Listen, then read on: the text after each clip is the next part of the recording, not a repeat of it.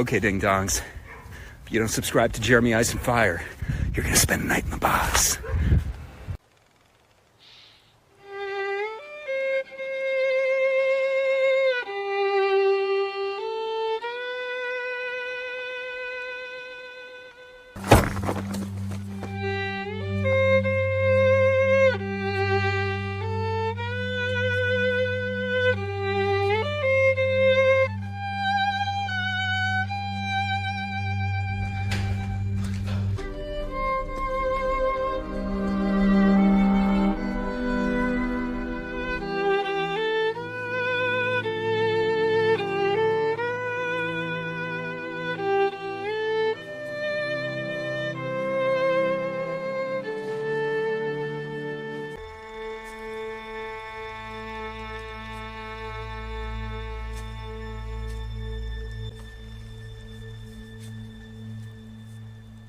Anghkooey.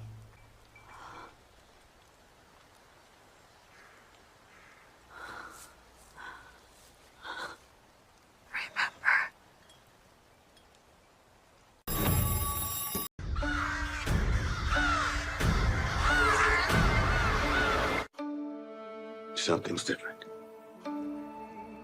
I'm changing. I don't know if I like who I'm becoming.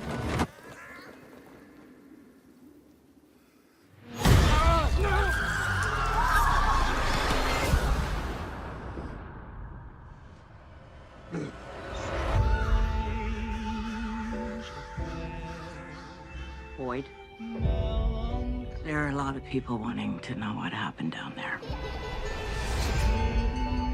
Mom, where's Dad? Why isn't he back yet? Tabitha, we need to talk. It means everything they showed us. It's real. I think they're doing it to make us afraid. Well, then it worked. There is something ancient here. And it's feeding off our suffering, and it doesn't stop. We're losing.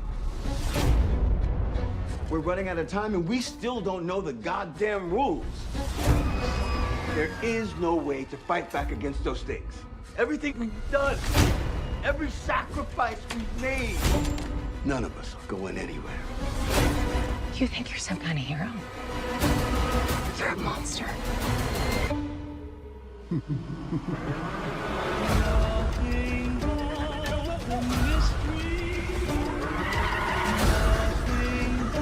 Lord, please protect us in this dark place where evil roams so freely. This we ask in your name. Amen. One way or another, the truth always comes out. I would make sure it doesn't.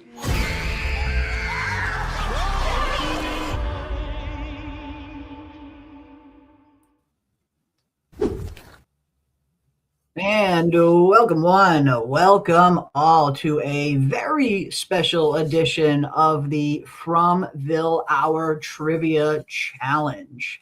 And I pulled out some of the stops for this one, ladies and gents. Every time we do a trivia challenge here on this channel, I try to make it a little tougher each time.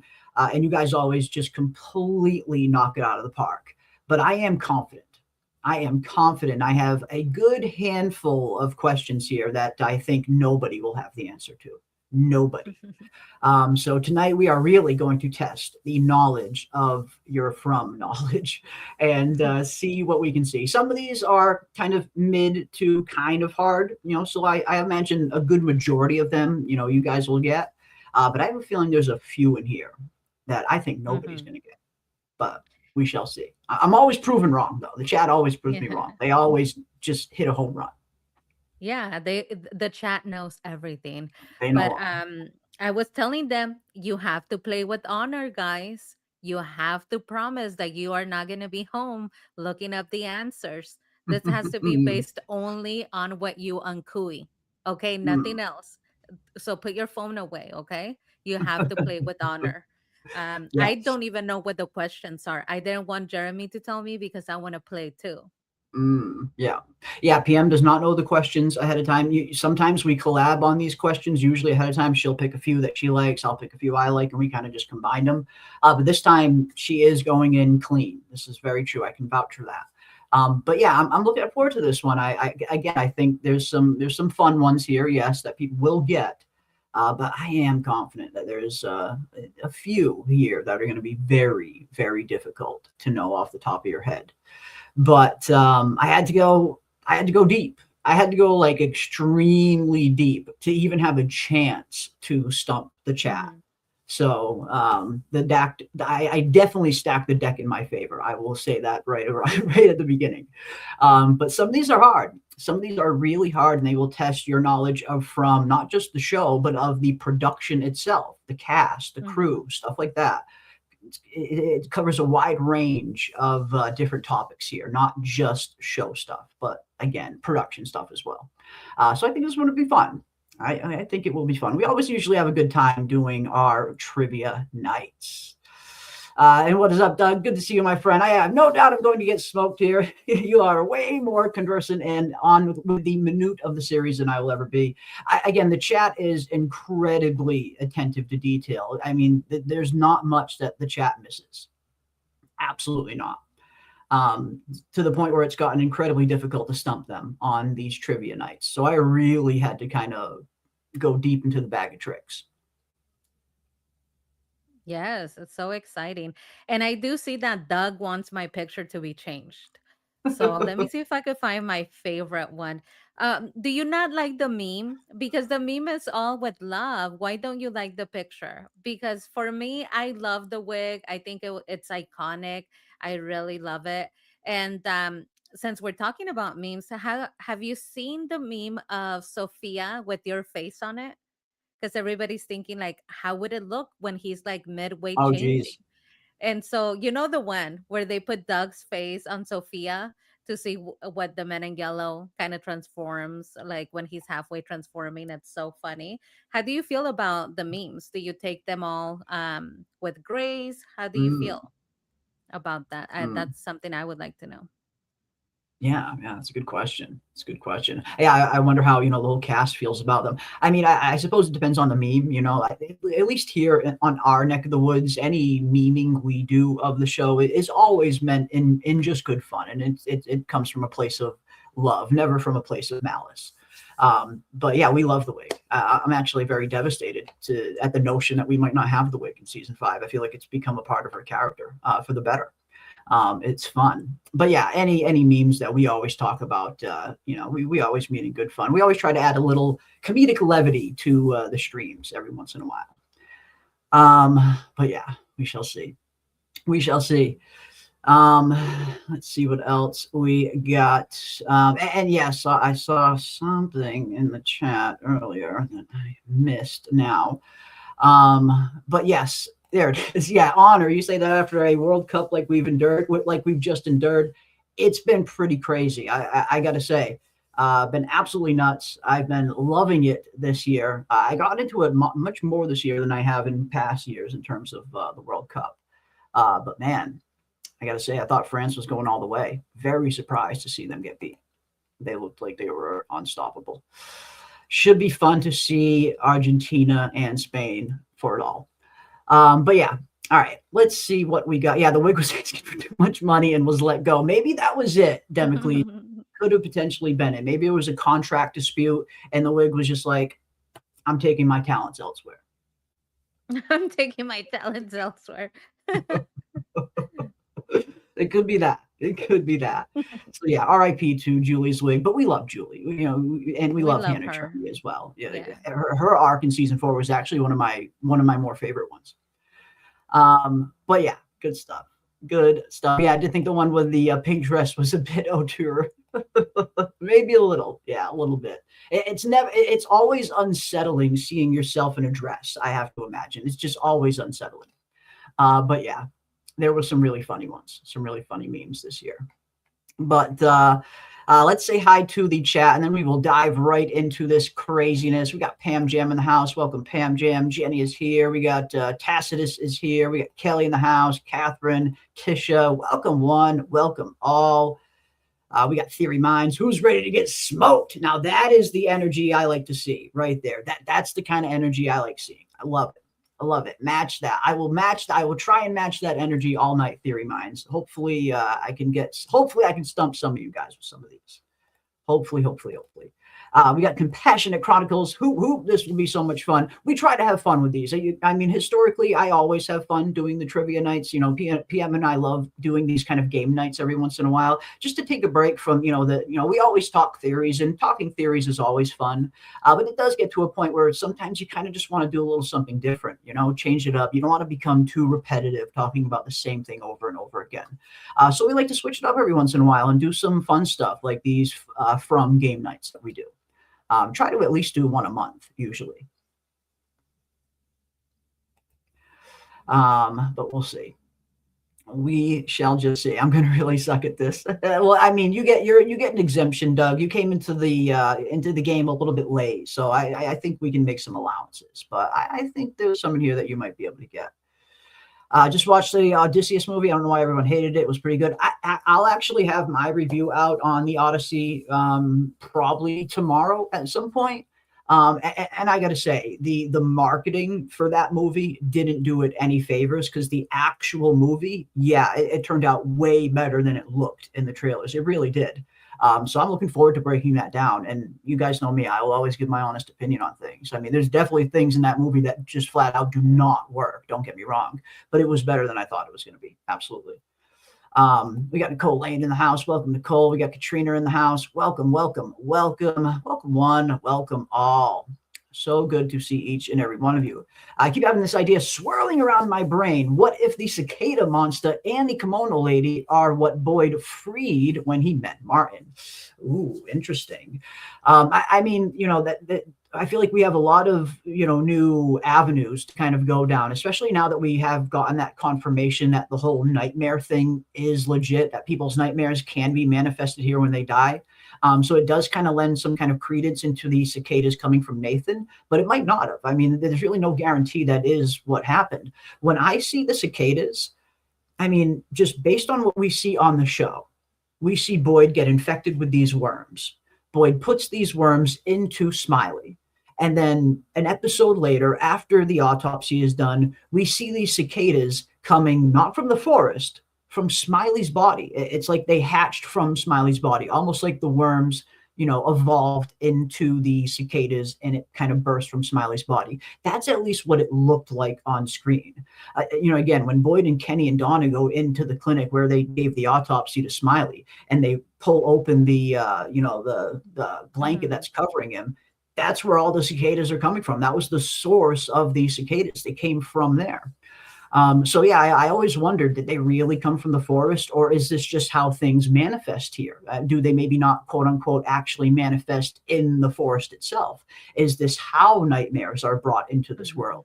But I always thought it was, just based on what we saw before we got the confirmation of the whole nightmare thing, it always just looked like Boyd got worms, Boyd gives Smiley worms, worms evolve into cicadas, and cicadas burst out of Smiley. It looked that simple. But again, once they introduced this whole nightmare thing, you start to wonder if they really did come from Nathan. I always thought that this cicada entity that was plaguing the town in season 2, it was something that Boyd freed. And I feel like we do kind of get, confirmation of that, I feel anyway. At least when Boyd brings Sarah to those ruins at the end of season 2, trying to communicate with them, Sarah straight up hears the entity laughing at her, laughing at them, laughing at Boyd, saying, it was laughing at you for freeing it, for bringing it back to town. So I definitely think Boyd freed that entity and brought it back to the town. I don't know about the kimono lady. That's an interesting theory. I have no idea where the kimono creature came from, but I do get the feeling that the cicada entity that they were dealing with in season 2, or the entity in general that they were dealing with in season 2, it was something that Boyd freed, looked like anyway. Yeah. You know what? And I think Xavier was saying this in the chat.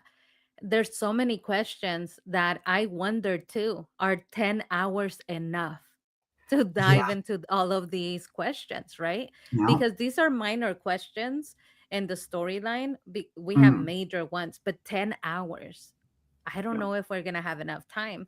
When it comes to the cicadas, I also have another question. Mm-hmm. If the cicadas are Nathan's nightmare and the dollies were a nightmare, people, Yep. everybody could see the dollies. They were harming random people, right? The True. cicadas were something that at times only Randall could see. Only Randall, Randall. Julie, and Marielle. Yeah. Mm-hmm.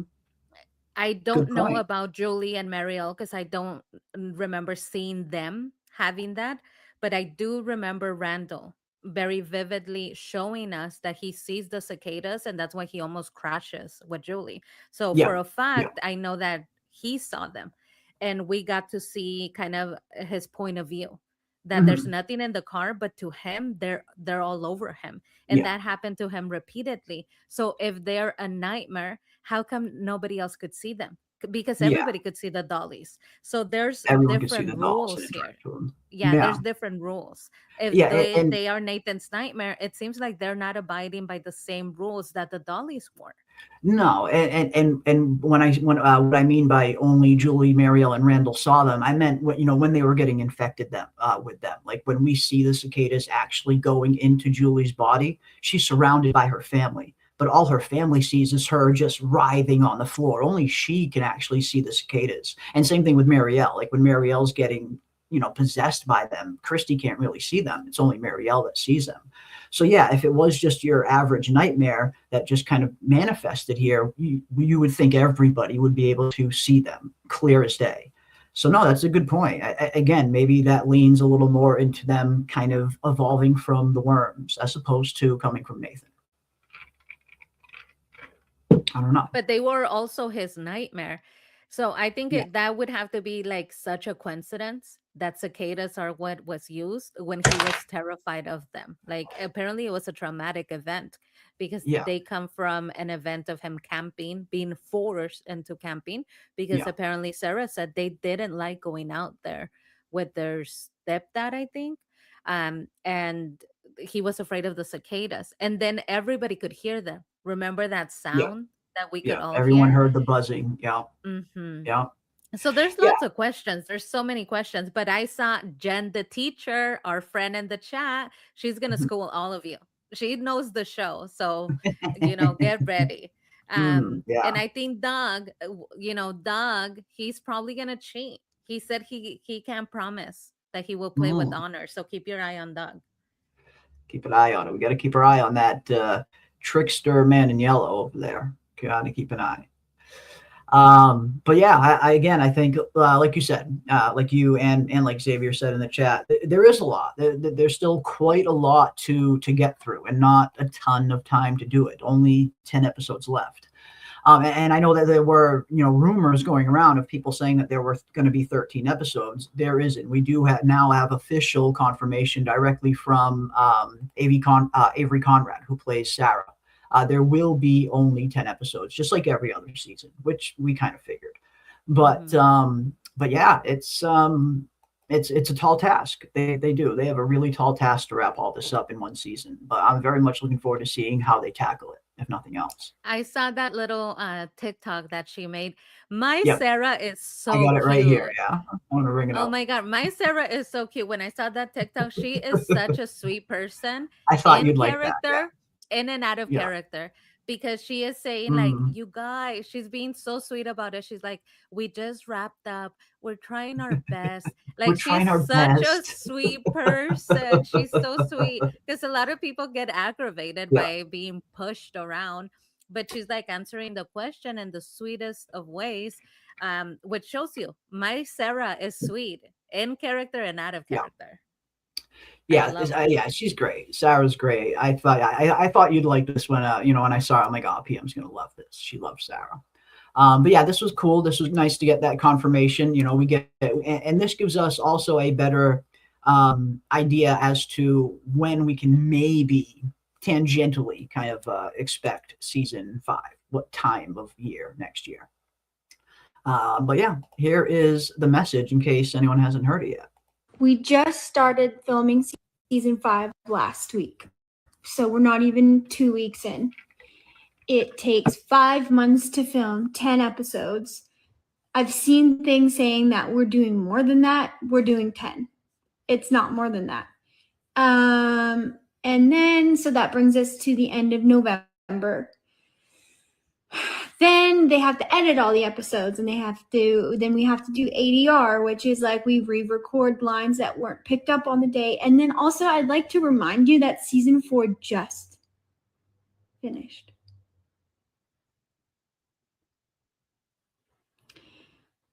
So we got to work pretty fast considering it just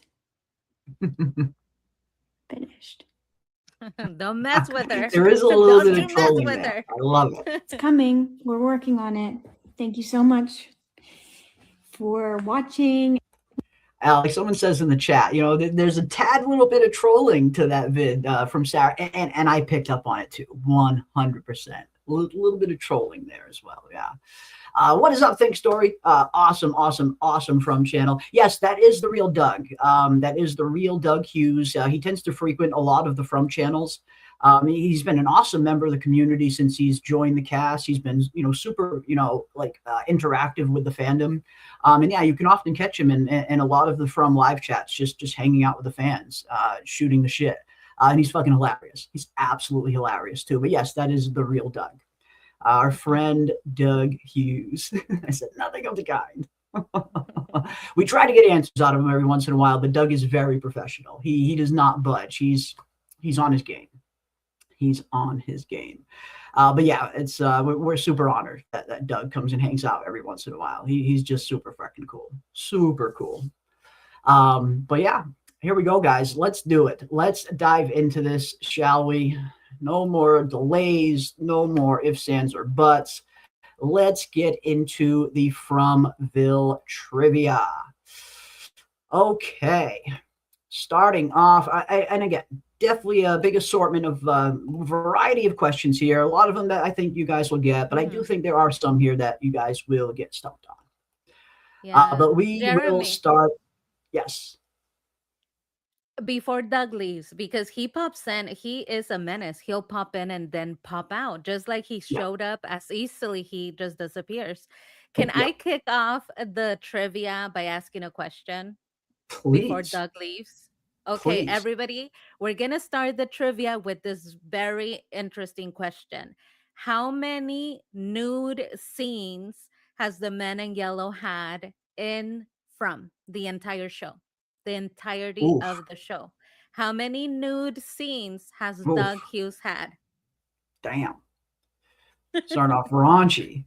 No, because he was talking about it. He loves talking about those and how he got in the gym for that. All right. Well, we got some numbers coming in. We got 2 from Derek Roy was first to put in 2. We got a 3 from Pixie Vine, and we got some more 2s coming in from Compassionate Chronicles. Palma says 1. Trisha says 2. Dave says 2. I still remember the sex scene in Colony House. I think we all remember it, unfortunately. Chill Frog TV, right there with you, my friend. It's burned into our psyches and into our memories. I don't think we can get rid of it, even if we wanted to. Team, we got another one for 3. We got another one for 3.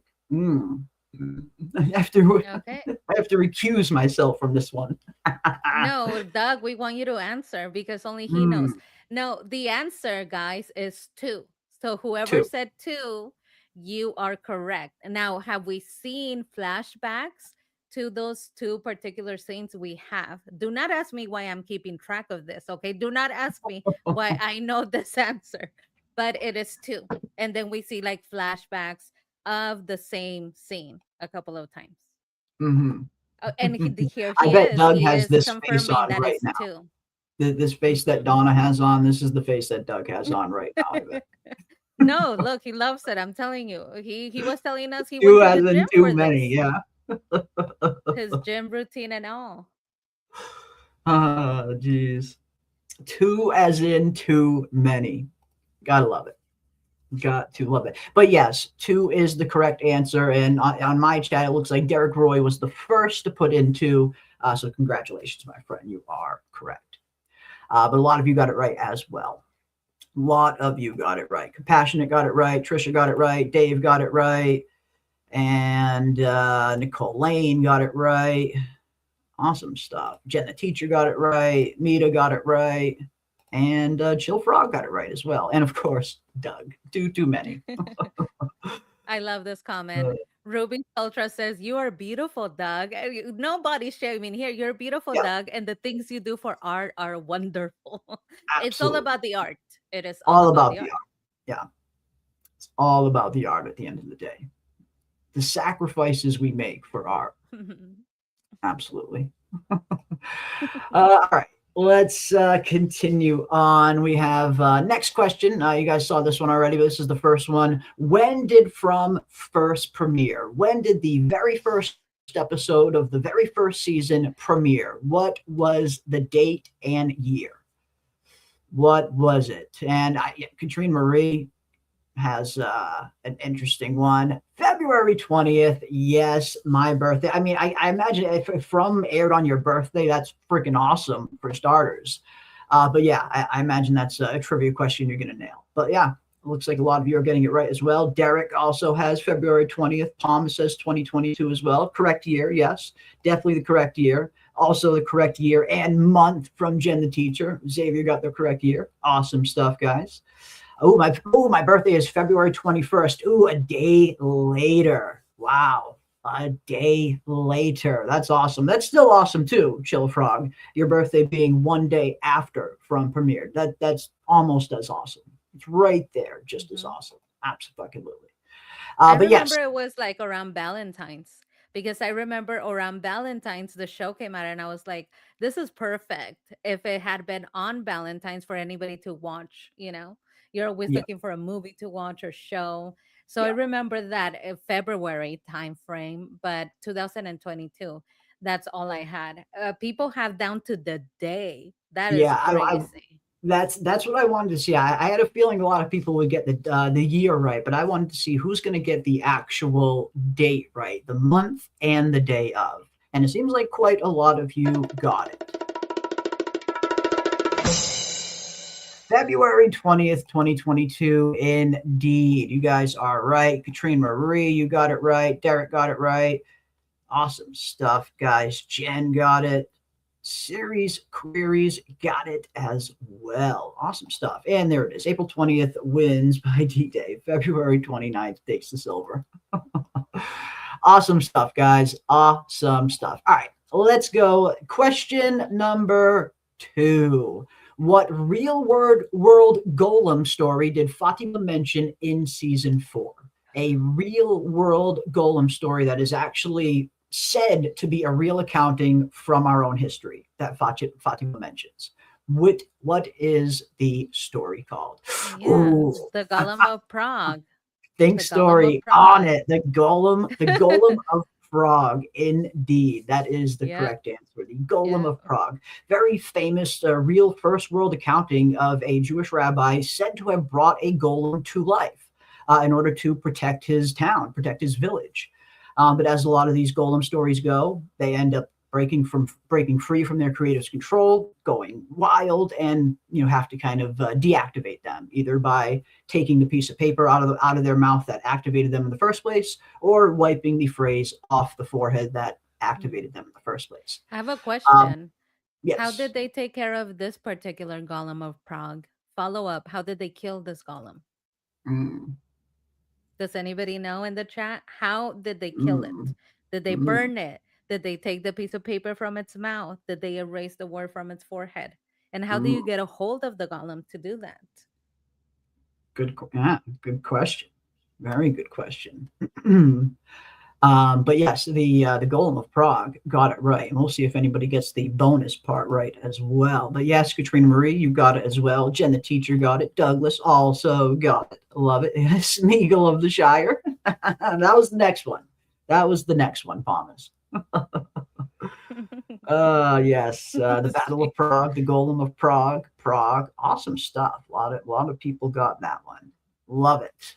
Absolutely love it. Oh yeah, that's Gollum. Sorry. Yeah, a little difference between Gollum and a golem. Little slight difference. They put it in the attic, but I forget how. Awesome thing story. Yeah, I don't remember how either. I'll be honest. But yeah, awesome stuff. Hmm. Remains are in the attack of the temple.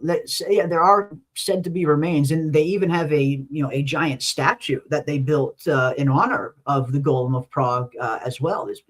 I believe the statue still stands today. But yeah, crazy story, crazy real It's world really story interesting. of a golem potentially coming to life. It's really interesting. And if they have it in the attic and there's a statue, you could actually see this. It might have potentially been a real thing. Maybe it actually happened. Yeah, Some activity, some paranormal activity. And my question, it's nice to know that it still exists, but it's how do you subdue the golem long enough to be able to kind of deactivate the golem? That could come yeah, in handy because as far as it is. Fatima, she's now going in and out of monsterhood. So you need to know, how do I get Fatima to not be a monster long enough to put her in the attic? Does Yeah, Colony House have an attic? Yes, it does. A it basement. does. It Yeah. does. It's got an attic. It's got a basement, a root cellar. A lot of places they can lock up their champion, their golem, as Fatima seems to be becoming. Yeah, or as Palmer Shelby points out, you can always just hire the Winchester brothers. This is very true as well. Sam and Dean, they got it. But yeah, that's usually the two ways to deactivate the golem from the research that I've done. You need a divine word from the Hebrew Bible to activate the golem in the first place, either writing that on a piece of paper, folding it up and putting it in the golem's mouth, or carving that word directly on the golem's forehead. And only by wiping it off the forehead or by removing the paper can you deactivate the golem. But yeah, interesting story. I thought that was, and that's what I like about From. When From sends me off into some of these rabbit holes where I get a chance to learn like a little bit more about maybe a different culture that I didn't know a whole lot about, or a story like this that I didn't know too much about. That's one thing that I love about From, the research aspect of it, and how much you can really kind of just learn, just fun stuff from just researching the show. But yeah, Golem of Prague. That's it. All right, let's see what we got next, shall we? Pulling it up. Golem of Prague. All right. How many different faraway trees have we seen on From? How many different faraway trees? Not how many times have they appeared on screen, but how many different faraway trees have we seen in From? Hmm. Well, when you say have we seen on From, are you accepting the map that Victor drew where he No, drew I'm the talking trees? actual trees that we have actually seen, that our characters have actually either stood next to or used. How many Oh, different faraway trees? okay. So not Wow. how many we know there are in the map, but how many have we actually Yeah, seen? just actually seen on the show, not looking at maps or drawings or anything like that, just ones that we have actually physically seen. Three? I think three. Mm, The close. um the one, oh, so it's not three. It's not three. Okay, No. you have to tell me specifics then, because I know Mhm. that I will tell Victor you goes how through many there one. are, and I will tell you which specific ones they are. I But know one is where Victor goes in there with Julie when he saves her from Colony House Massacre. Obviously, the iconic one where Tabitha goes in to the tree, which is the same tree that Miranda goes in through. So that's two, because those two are the same. The one that Dale uses, that's three. That's a different tree. mhm. So your answer is three? Three. Yeah, my answer is Okay. three. Okay. A lot of people are saying three. We got some threes, we got some fours, we got some fives. I think Story says at least four. At least four is very warm. Very, very warm. We got five from the Cool Line channel, and we also saw five from someone else at five. We got a lot of threes, a lot of fours, a lot of fives. Lot of fives. A lot of threes, fours, and fives. All right. Let's see. How many different faraway trees have we seen on the show of From?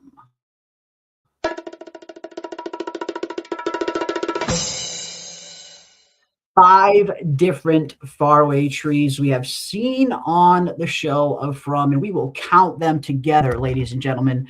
Starting off with number 1, season 1, episode 4, Rock and a Faraway Tree. A brand new tree that even Victor hadn't seen before when he goes to show Ethan when we first see a faraway tree.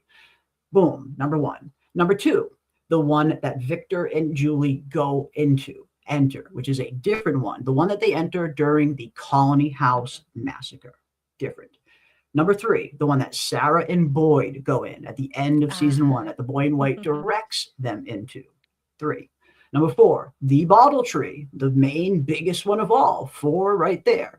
And number 5, the latest, newest one, the one that Sophia threw the talismans in. 5 different faraway trees. And I confirm this on the From Wiki. 5 different faraway trees. I can't believe I forgot my Sarah and Boyd being going through that tree. The iconic. Oh, my goodness. Right? I'm not Anghkooey. I'm not Anghkooey correctly. No, that was a tough one. And I had a feeling a lot of people would maybe not, I had a feeling we'd see a lot of 4s. With maybe people not taking into account the newest one that we saw with Sophia and the boy in white, which is a new one. Yeah. But yeah, there are 5. I didn't remember that scene at all. Why are we all blanking? And these are people that really love the show. Think Story, Jen the teacher, all of you guys, Katrina Marie. These are people that really, really love the show. I mean, Katrina Marie knows everything, and we are forgetting about this last season. It's almost like we have a mental block on the season. I did not remember. I did not remember that she threw the think that's natural. I think when it comes to trivia style games like this, I think, us as fans, we've seen the episodes in seasons 1, 2, and 3 multiple freaking times by now. Multiple rewatches. We know it like the back of our hand. But season 4 is brand new. Yes, we've probably seen each episode a small handful of times, but we don't know it as well as we know the first 3 seasons, how much we've obsessed over those first 3 seasons. And when you get to these latest episodes, like stuff that happens in the finale, often or not, sometimes when it comes to these kind of trivia things, it's the stuff that you learned the latest that you forget the quickest. And that's kind of what I was hoping on for some of these. But yeah, 5 different trees. But it looks like some of you did get it. Series Queries got it right. Let's see. Mita got it right as well. Awesome stuff. The Cool Line channel also got it right. Good stuff, guys. Pixie Vine got it right as well. Wow. So yeah, a lot of you got it. A lot of you got it. But that was a tough one. I had a feeling that was going to be one of the tougher ones for sure. Yeah. Tricky Jeremy. Jenna's saying it. Tricky Jeremy. Sneaky. Tricky. But yeah, I think there are 7 in total. That's just my guess. I get the feeling that we have, if there are a number of how many trees there are in Fromville, I wouldn't be surprised if there are 7 in total, 1 for every Anghkooey child. I just feel like that would make the most amount of sense if 7 children together poured their hope into these roots and formed one tree. And that tree became multiple other trees. I just feel like it makes sense and fits the theme of the show if there are potentially 7 different ones out there, maybe. But that's just a theory. Who knows how many there really are? Some people think there are only 6 because we get that one drawing in season 1 that shows 6 different faraway trees with that kind of color wheel in the middle. So some people think there are only 6 different in total. But I wouldn't be surprised if there are 7, 1 for every child. But we shall see. Hopefully hopefully we get an answer to. We got Kat Harlem, though, who has been a member for 1 month. Hey, now, a From conversation. Absolutely, we are going to be diving into all things From, even though we are covering House of the Dragon. I'll be covering Silo pretty soon here as well. I'll have my Odyssey review up pretty soon as well. We're going to be covering tons of stuff, but we'll always be talking From. I mean, we never tire of talking From and having fun with stuff like this as well. So yes, there will be plenty of From conversations to be had during the hiatus. And thank you again, Kat Hollern, for $9.99. Wow, thank you so much, my friend. Wow, very much appreciate that. Thank you. My theory is From's a simulation with Jade software. Everyone volunteered to participate. Each cycle, they switch roles. Jade was unwilling to put into simulation. The symbol is his logo's company. Ooh, okay, so we're going into the simulation theory. Now, again, this has been one of the more popular theories right from the very beginning of the series. Even in season 1, this was one of the more popular theories ever since we heard who Jade was, his backstory, the fact that he just sold his tech company for an obscene amount of money based on nothing but, created a company based on nothing but imagination, he says, a quantum computer algorithm. And that has led a lot of people into thinking that maybe this technology is the basis, the nucleus for creating some kind of simulated world that we are now living in, that Jade is now living in. And again, I think it's been a popular theory for a long time for a reason, because there are some interesting things that kind of fit to it. I don't think it's going to go that way, but it could go that way. I mean, I feel like anything is still possible. But yeah, definitely a popular theory. I will at least say that. Yeah. Well, I like your theory, Kat Harlem. And now that you have seen more of the show, you could kind of look for clues that would back up your theory. And the way that I would like it. So just like you're saying, this is a simulation. They are switching roles. Jade is put into it. The company's symbol is the symbol we see as the company's logo. Yeah. The way that I would like this, if that is the case, the way that it would make sense to me would be when the Matthews family arrives, we are told the Matthews are the heart of the show, right? Everybody kind of has a similar theme. The creator said that the theme that everybody has in common is that they were at a crossroads in their Yeah. life. And the Matthews family, we know they had experienced a horrifying, tragic death of a baby brother and a baby son.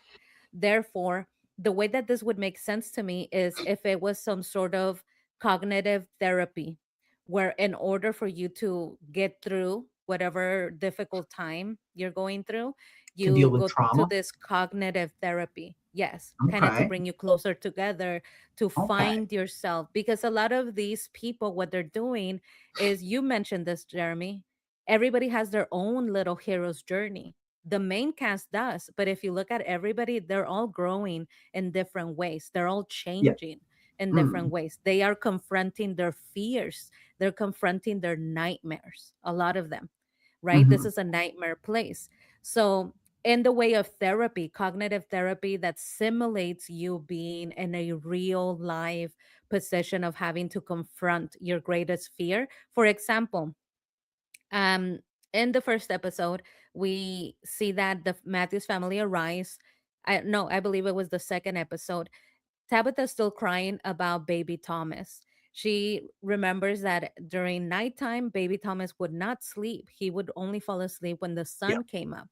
Yeah. And then Ethan goes into the kitchen and he says, I wish every day was like this, that we could be Yes. just like this when we are home, because here we are so much closer We together. never played And games like this at home. Yeah. exactly. So when Ethan says that, he's already telling us this was an experience that brought them immediately together. Close This together. is an experience that immediately made a change in their life Yeah. after this tragedy. They were kind of torn apart. So, in the way of this being a simulation for cognitive therapy, that is exposure therapy without putting you physically in danger, only, simulating the danger, and that way it would make sense, because a lot of the storylines is people coming to terms with their life, um, empowering themselves, gathering courage, right, to keep going. For example, look at Sarah's storyline. Sarah was somebody that was in a physically violent, domestic abuse situation, and now, she goes into this cognitive therapy and she becomes empowered one way or another, right? But she's no longer the victim, she's now the perpetrator. So that in itself, she has kind of switched roles, right? Hmm. Yeah. So Yeah. that could Yeah. that could fit, that could fit. Mm. I think so. I think so. I think it's an interesting one. Like Xavier and a lot of people have been kind of pointing out that they still don't trust the way that Jade came into town, and I do agree. I've had a lot of questions about Jade's arrival into town since it first happened, and more specifically, why it doesn't seem like Toby ever even acknowledges that he's with somebody else. Yeah, it does kind of look a little bit sus when you kind of look back in hindsight. It's like, yeah, not only did Jade, yeah, I mean, it seems like he kind of just spawned in the back of the fucking truck. Like this was this was a round of Call of Duty, and he just kind of hit the spawn button and popped up in the back of the truck. Because it was a lot of people have thought that was very strange how Toby never once mentions Jade. Well, I have a Didn't say much. theory about that. I have a theory about that, guys. There's a lot of good I ones. I I want to have hear a yours. theory of why Toby was the person that was ordered to be killed when he is not really important. And this is my theory. We know that before people arrive, the boy in white communicates with them. We know this because Elgin says, "Hey, the boy in white, as I was coming along, told me this nursery rhyme." And we see that the boy in white was in the real world saying hello to Tabitha. So it seems like the boy in white communicates with people before they arrive or as they are arriving into town. I believe that the boy in white communicated, just like he did to Elgin, to Toby. Don't tell them about Jade. Don't mention Jade. Don't tell them about Jade. Tell them you're alone. Tell them you're alone. And the reason why is because the man in yellow who plays the voices in Sarah's head was going to order Sarah to kill Jade. That's who you need to take out. Maybe the man in yellow can't kill him directly, but somebody else can kill him. The townspeople can kill Jade and Tabby. So he wants to win. He wants these people to get hurt. He had been working Sarah up to this. He started off small and he's like, yeah, when they come in, Sarah's going to be doing all this work for me. She's going to be killing Ethan. She's going to be killing Jade. She's going to be destroying people, right? Mm-hmm. So Toby gets there. He's all fucked up. And when they ask him the question, is it just you? If he had said no, then the man in yellow wouldn't have said kill the man. He would have been more specific, like I need to figure out which man or kill both of them, right? But he Mm-hmm. says no, I'm alone. So the voices in Sarah's head are like, he's alone. It's two cars. That has to be Jade. It has to be because he's the only one in the second vehicle. Go kill the man. Go kill him right now. So that is why Toby never mentions Jade because the boy in white was protecting Jade by saying, don't mention that you came Mm-hmm. here with somebody else. Yeah, I mean, when I see Toby kind of pop in all stumbled, the way that he did, I feel like there could be a simpler explanation as to why he didn't remember Jade than we want to believe. I know, there's a lot of good theories there, but it could just be as simple as this guy just had a massive concussion and he's really not quite all there.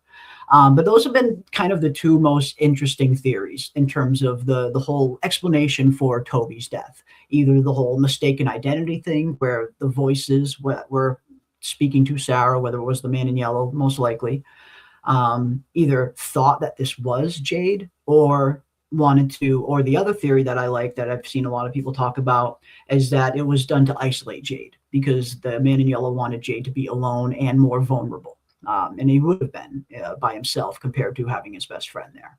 But no, I like the idea that maybe the boy in white maybe gave Toby some kind of foregone message to keep Jade under wraps. At the very least, it would give us a definitive answer if we, were to get that reveal. It would make sense, if nothing else. I think So it no, makes I sense like all three of because, them. I like those yeah, theories. to me, it makes sense because we have a pattern that we have seen in the show and it Him doing follows it to that pattern. Elgin, yeah. Well, Kotri, not just Elgin, because he's a minor character, but then you have Kotri. The only reason why Kotri didn't off himself before he got to From was because he heard a voice. He believes it's the voice of God. But we now know that the boy in white is able to Probably communicate the boy in and white, talk to yeah. these people. The boy, I believe it was the boy in white who said, you have a mission. Your mission is not complete. Keep going, okay? There is a path for you because he needed him to be there as a helper, as somebody that was going to get chosen into hearing the children's cries and therefore helping Boyd, helping the children, helping Jade and Tabby. So when you think about if the boy in white had enough foresight to convince him not to do this, then I would think when Jade is coming in, he's going to be on game, he's gonna know, like, there's two cars coming, my Jade is coming, my Tabitha is coming, I need to protect Jade at all costs, don't mention Jade, right? Because I already know that the man in yellow is putting thoughts into Sarah's head and she's gonna try to kill him, right? Mhm. So that kind of Could makes sense be. to me, but No, yeah, it could be. It very well could be. Um, again, a lot of very interesting theories surrounding the whole Toby thing. But yeah, in terms of him not mentioning Jade, it like I said earlier, it could just be as simple as him having a head wound and him being concussed. But I have to imagine we're going to get some kind of definitive answer. That was one of the things that was brought up, I believe, in the Reddit area, getting some kind of answer about Toby. And they've mentioned this in the past, that don't worry, we haven't forgotten about Toby. It's something massive, not massive, but it is something that the fandom has wanted to know for a very long time. Just like it's not super massive what was dragging Boyd and Sarah's tent, but it's one of those things that you just kind of really want to freaking know. Like, what the fuck was it? So yeah, I have to imagine that they'll have some kind of resolution for us in the 5th and final season as to what was really going on there, why Toby really got killed, and all of that. I have to imagine we'll get some kind of answer, something definitive. But yeah, awesome stuff, guys. Awesome stuff. And again, thank you so much, Cat Harlem, for the $9.99. Very much appreciate you, my friend. And I owe you a whoa. Some stuff, but yeah, it's a popular theory, the old simulation. I don't theory. believe that it's a simulation, Doug. The I boy in don't white think so. sending messages to Country supports the idea that he sent a message to Toby. That just like he spoke to Country, he spoke to Toby as they were entering the town. The boy in white is protecting his players, the people that are helpful. I personally don't believe that it is a simulation. I No. think it's what they're telling us. And what they've told us is this is a story of a sacrifice, of cold sacrifice that took out the children, and the children have been so harmed that now they want to escape, and in a way they want revenge, in a way they want to be freed, and they won't let other people go until they are free themselves. I think that that's Yeah. the story that they have told us. What it is what they told us. That's what I think. I have no Yeah, I reason to think. not believe what we see on screen.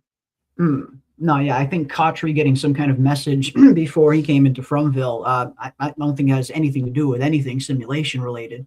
Just has to do with the fact that something was calling him into Fromville before he got here, similar to how the boy in white was communicating with Elgin when he first arrived into town. And PM's just bringing up the possibility that maybe the boy in white was communicating with Toby when Toby first entered town and told him not to mention Jade. Again, there's a pattern of that kind of stuff happening, but no, I don't think that in any way has anything to do with the simulation theory. It's something totally different. But yeah, I don't know. I'm not a big fan of the simulation theory myself either, personally. I just feel like they've poured so much into the mythology of this world, into the symbolism, into the mystery, to be able to just explain it all away super easily that it was just a simulation. That's for me, that's lazy. That's an incredibly lazy outcome to a very intricate story, unless they do something very kind of unique with the simulation idea, like something totally different, a totally different take on the simulation thing that we've never seen before. Maybe that could work. But for me, I do think if this is one big simulation, if it's just one dream or coma or anything like that, even though the creators have kind of confirmed that it's not a dream, It's not purgatory, which I'm very much glad. I just feel like if it would have been any one of those things, it just explains all the fantastical elements on the show way too easy. It just feels like an easy way out to explain things that you don't want to explain in further detail. And I have to imagine John Griffin isn't going to, that's not a story that he would set up. If he were to go the simulation route, I have to imagine it would be something we've never seen before in that category. But I don't think it's that. I feel like, this far into the show, I feel like we are firmly in supernatural kind of magic territory. And that's why I don't really like the simulation theory, because then you can kind of just explain anything away. Just a simple computer program. It loses some of its, mysticism. It loses some of its it doesn't become as special, at least for me anyway. I've never been a big fan of the simulation reveals. It's one of the big reasons why I thought 1899 started off phenomenally, and probably a big reason why it got canceled, because the simulation reveal on 1899 was horrible, in my opinion. Like they were weaving such an intricate story of this mysterious ship set in this kind of very interesting time period, and then to find out that none of it's real, it's all just some simulation. I'm just not a fan of those kinds of stories, so I hope it's not simulation. I do think we're into the supernatural kind of magical element area, but again, I can't deny the simulation theory is very, very popular. It's a super popular one, even still to this day. So, there's a reason why a lot of people like it. But yeah, for me, I think we're in supernatural territory. Yeah, I mean, we don't know what it is. So I don't have like a, at least whether I like it or not. We don't know. It could be. What I do think, my personal theory is that this is a science, and it's at the intersection of science and what we call magic, which is Yes. manifestation. That is what I see. When I look at the show, I see manifestation, because the children, literally, we are told that the children's hope, it is a feeling, an emotion. The children's hope created matter, a physical thing, which is roots that then grew Yep. into a tree. That you're talking about manifesting. And if you're talking about a place, they created a tree, a physical thing, matter, then that matter needs somewhere to have roots and to be grounded in. And Uh-huh. therefore, there you go. There's the scientific part of it. I think that the children's desire for salvation created and manifested a real physical place where people could be trapped Yeah. until he provided the children with salvation. So when you Yeah. think about it, it is both, fantastical and magical, but it's science. Because when it comes to like scientifically, a lot of people, and scientists included, we cannot prove that there are parallel timelines, but scientifically it would be a greater odd that we don't have parallel timelines. When it comes to manifestation, we can prove manifestation scientifically, but maybe in the future we would be able to prove that our feelings, emotions, or thoughts, just like the children's hope, can manifest and matter and physical changes in the real world, which is what I think is happening in From, because that's what they tell us. It is a manifestation of a feeling and emotion creating matter. That's what I think the story is, because that's what they've told us. Hmm. Yeah. Yeah, I mean it's supernatural. It's got that sci-fi fantasy element to it, but a big part of it is psychological. Probably one of the biggest parts of this story is the psychological aspect that it has on the characters, and that's why I always say I'm not only am I invested in the mystery aspect, but I'm maybe even more invested in the actual characters, the character-driven narratives. Because that's where that kind of psychological element comes in, where we get to see how this place affects people, how the trials that the people have to go through in this place, how they ultimately endure them, and how it either breaks them or makes them stronger. Like the show has so many kind of elements to it that you can kind of find something on From for everyone, whether you're a horror fan, a sci-fi fan, a fantasy fan. There's a little something in this show for everybody. But yeah, I do feel like we are in that kind of supernatural magic fantasy horror territory there. Yeah, it's alchemy, bro. And maybe it's alchemy. Yeah.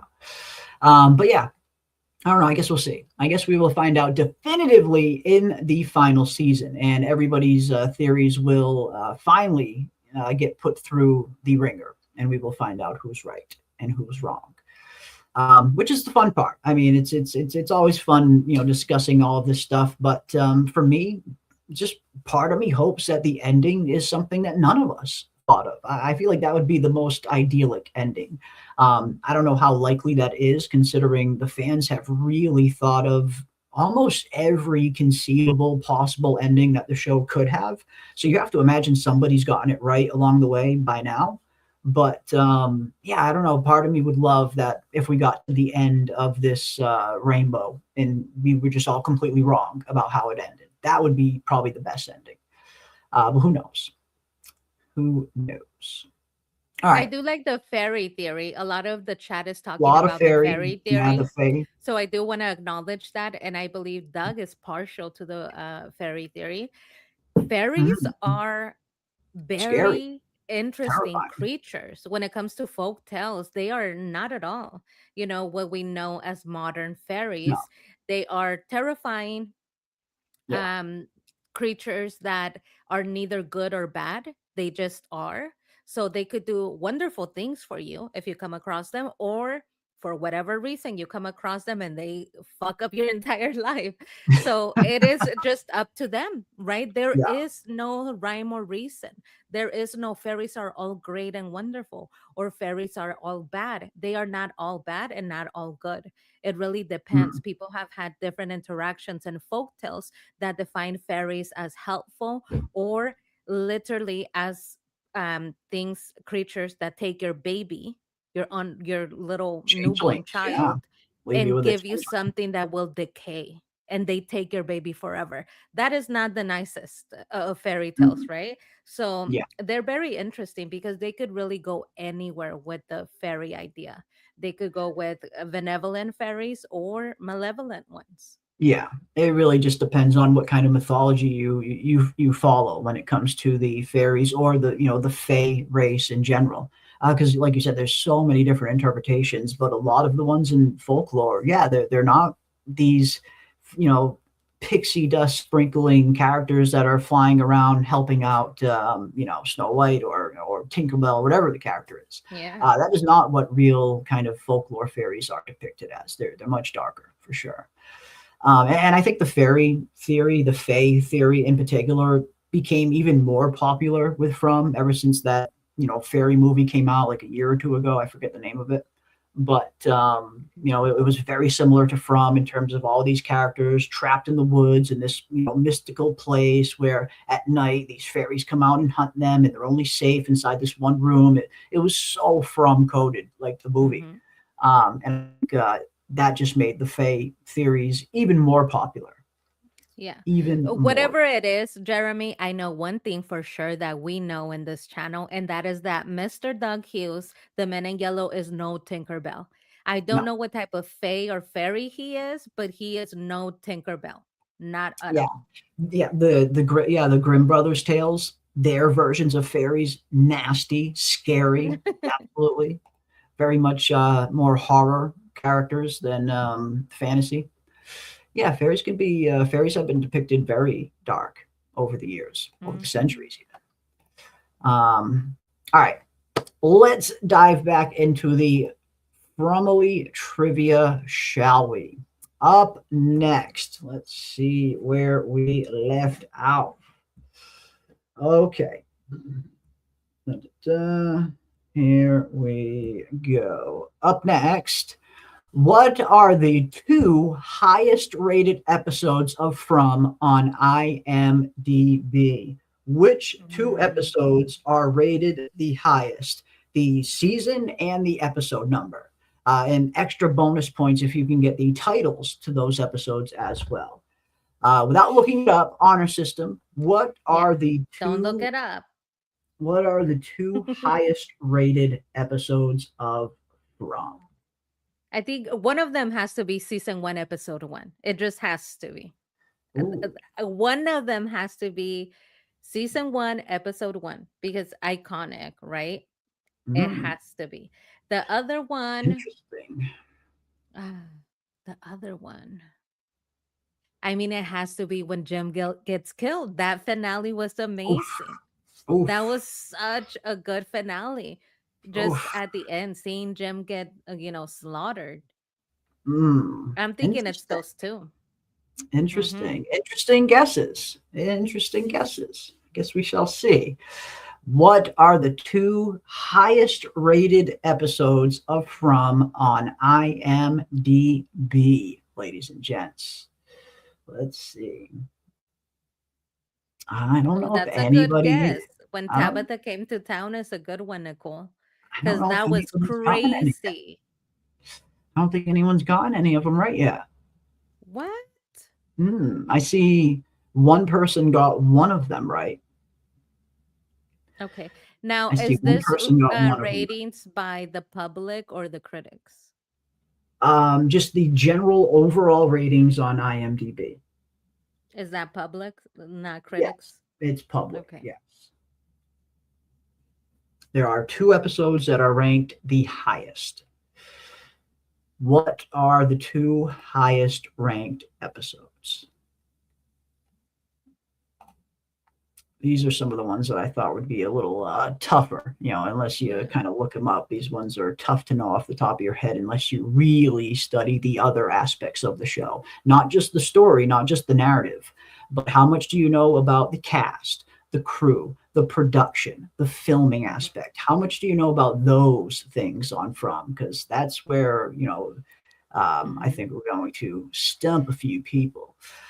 LA But World, LA World, I'm with you. Before you tell us, Jeremy, that little Jade episode, Little Boy in Blue, that was amazing. That was a great episode. ooh, you think that's a The great Little one? Boy in Blue. Little Okay. Boy in Blue. I am with LA World. Okay. I'm going to All say right. season 1, episode 1, and then Little Boy Blue. Okay. Well, let's see. What are the two highest rated episodes of From on IMDb?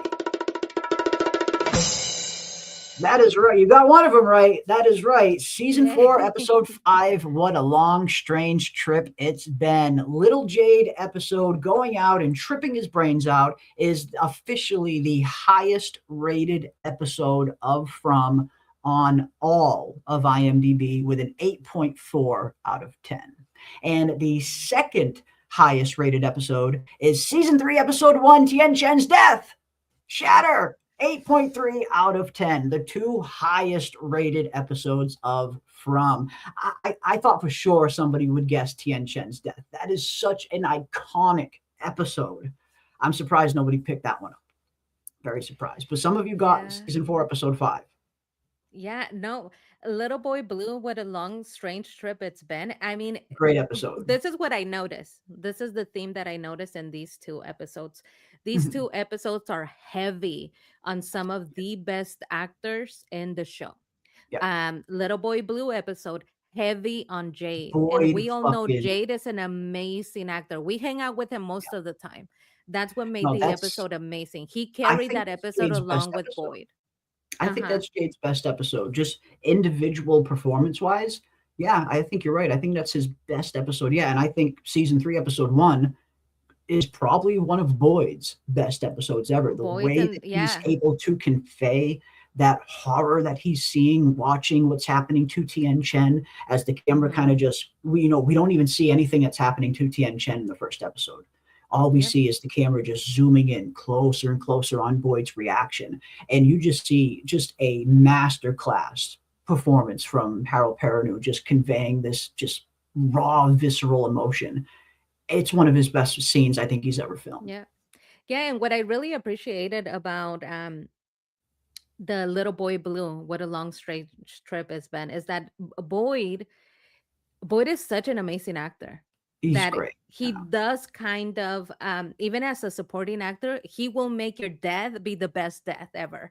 Whatever experience you're having, it'll be good because he's in the room with you.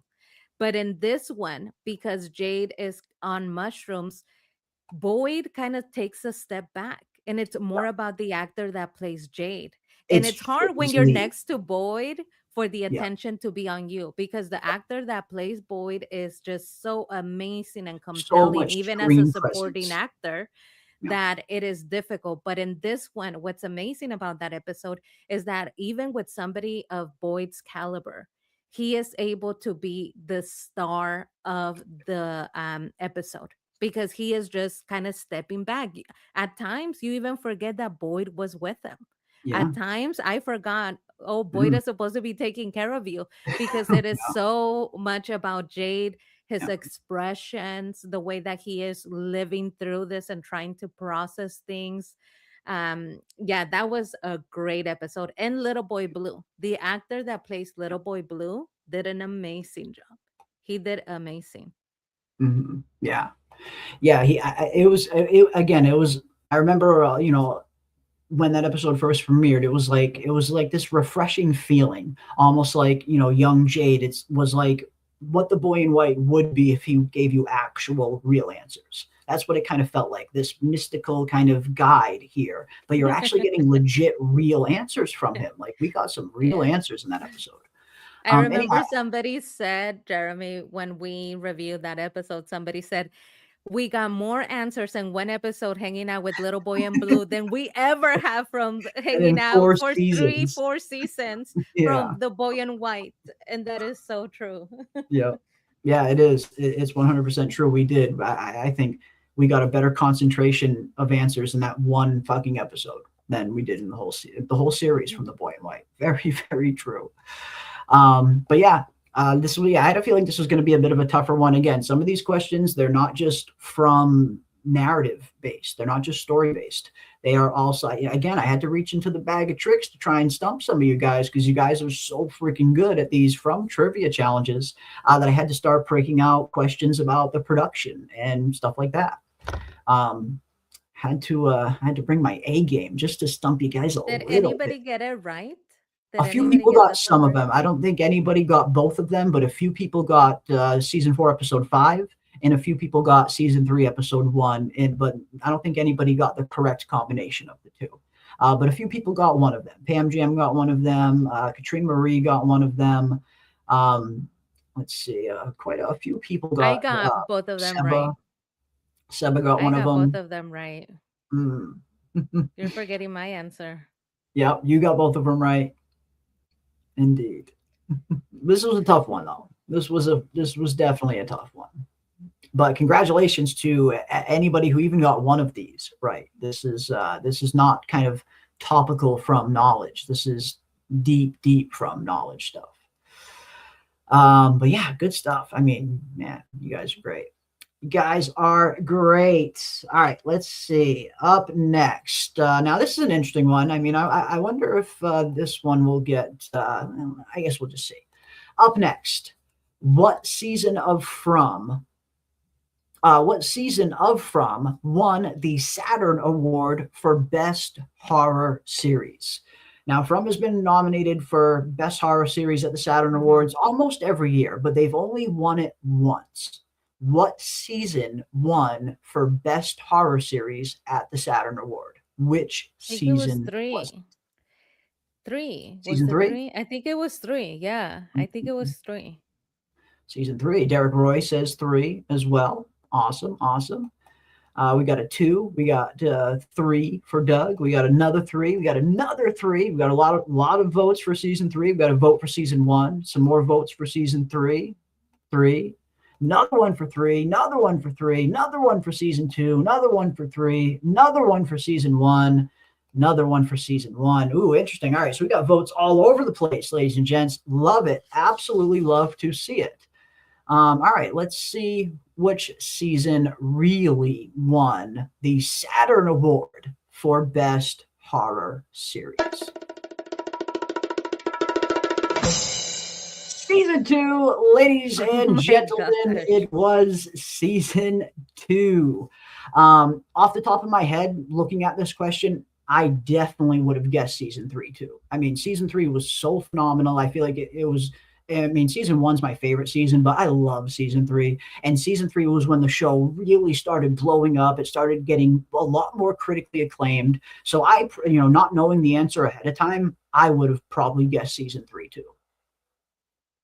Wow. Yeah, because it just seems, I remember hearing about that and thinking, of course, it is the best horror show out there. I'm No. interested in knowing who else won the years that From didn't win, Yeah, because that's a it good is the question. best horror show out there. We say Yeah. it all the time.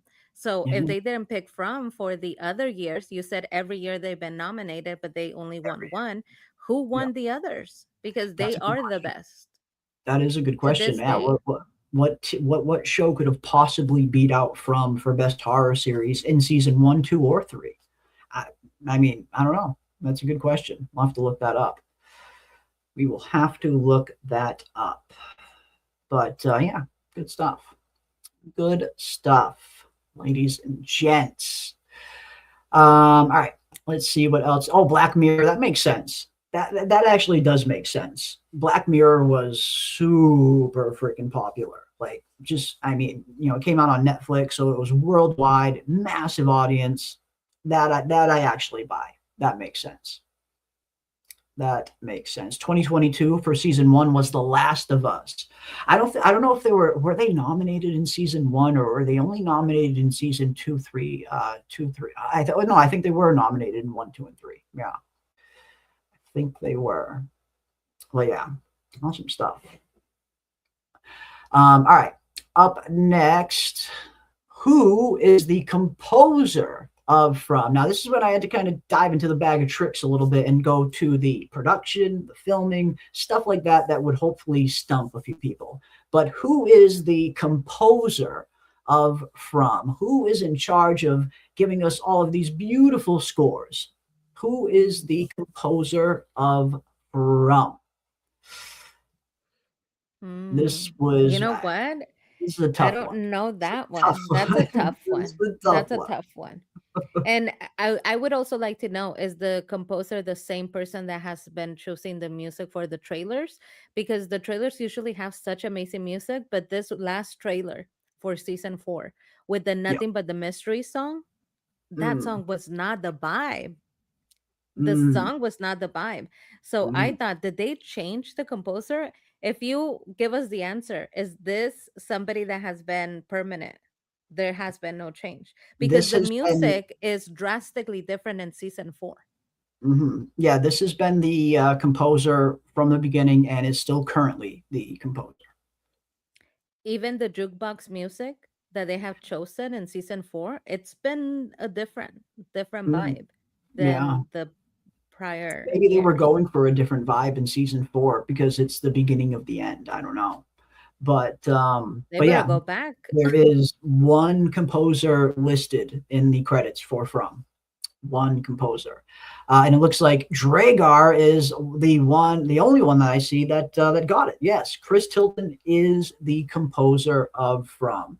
Absolute genius. I hadn't heard of Chris Tilton before From, but I will definitely be following his career and everything that he does going forward, because I do feel he's created one of the more unique sounds for a TV series. I feel like, he takes some I definitely take some inspiration from some of the Lost scores, which I love. I think Lost has some of the best music in the fucking world.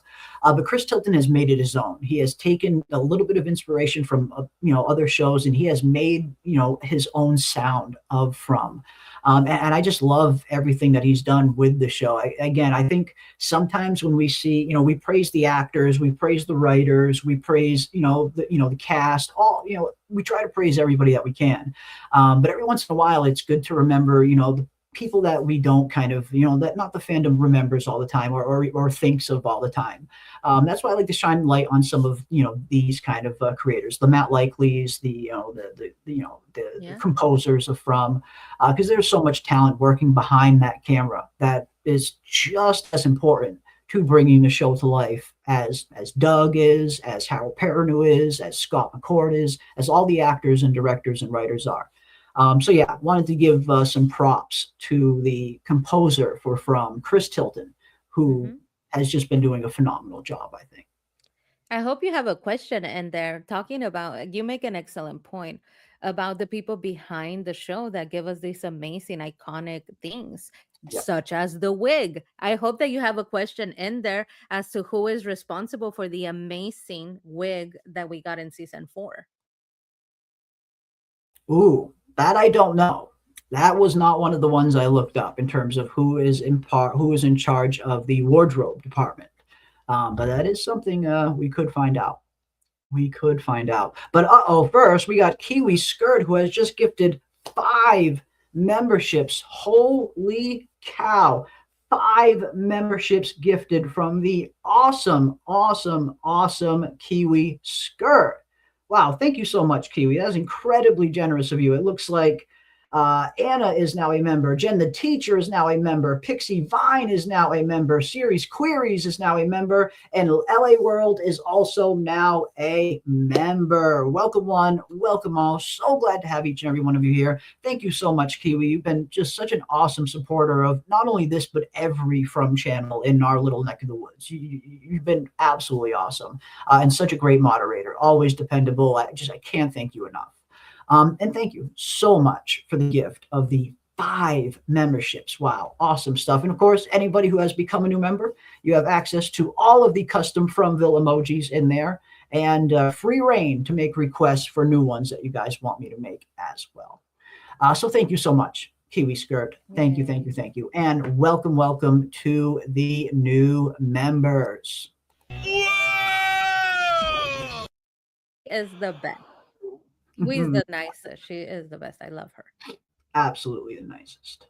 Absolutely the nicest. All right. Let's see what else we got. Oh, wrong button. Let's see what else we got. Pull this back up. This is an interesting one. I wonder if anybody will get this one. I have a feeling there'll probably be a few. Maybe they'll get this one. But up next, what was Father Cautry's first name? We hear Father Cautry quite a lot on the show of From, but what is his first name? What is Cautry's first name? Name? Yes. What is Cautry's First name Father, last name Cautry. Father. Nope. Padre. Close. Very close. Clever. Very clever. I probably should have gone with that just first to name stump Father. everybody. Last name Cautry. First Padre, name of Cautry. Rudra. Oh, I see some votes coming in. Awesome, awesome. Katrina says Rudra. Yes, we got Robert Saunders says Rudra. We got David Mills saying Ben. We got another one for Rudra. Another one for Rudra. Alonsus says Doug. Baby Daddy says Baby Ram. Daddy. Oh, we're gonna have a problem if Father Cautry is the baby daddy. I don't think he wants to be doing Carlton. that. We got a Carlton in the house. We got a Doug. We got a Father. I tried to stump some people, but again, you guys are good. You guys are absolutely good. But let's see. What is the real first name of Father Cautry? Ladies and gentlemen, what is the first name? And drum roll, please. That is right. It is Rudra Cautry. Those of you who said Rudra, you are correct. Now, this is something that is not in the show. You can't get this information from actually watching the episodes of the show. This is something you have to get either from the wiki or from looking at Father Cautry's missing persons poster that was posted in season 1, where we see his full name and where he was traveling from and how long he's been missing for. But yes, Rudra is correct. That is the correct answer. It looks like Katrina Marie got it first, but it seems like quite a few of you got it as well. I got to say, I was hoping to stump a few of you on this one, but you guys are good. You guys are good. Katrina got And it. the Robert ladies Saunders. are loving him. They're saying cutie, he's so handsome, baby daddy, hottie, baddie. Cautry's A baddie who's actually a goodie. I mean, Cautry's great. I feel like Cautry will always be one of those characters that will just always be a fan favorite. Hopefully, at least. But yeah, Parker, you got it right. Jen the Teacher, you got it right as well. Theory Minds, you got it right. Awesome stuff. Awesome stuff. A lot of you guys got it right. Congratulations. Congratulations. Oh, and we got a $2 super chat from Series Queries. Wow, thank you so much, Series Queries. Very much appreciate that. Great stream. Wow, thank you. Again, we like having some fun every once in a while. We do plenty of, prediction streams, like every channel does.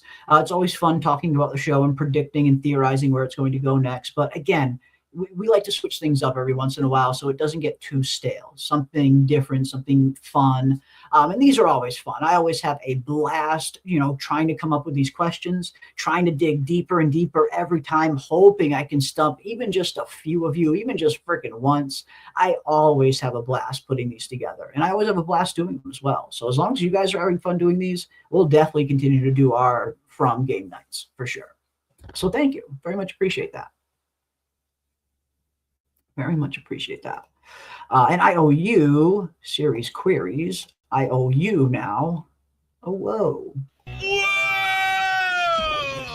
Oh, whoa. Awesome stuff, guys. You guys are absolutely killing it. I believe there's only been like 2 or 3 questions so far that people didn't get the answers to. And you guys have been nailing every other single one. So that is good.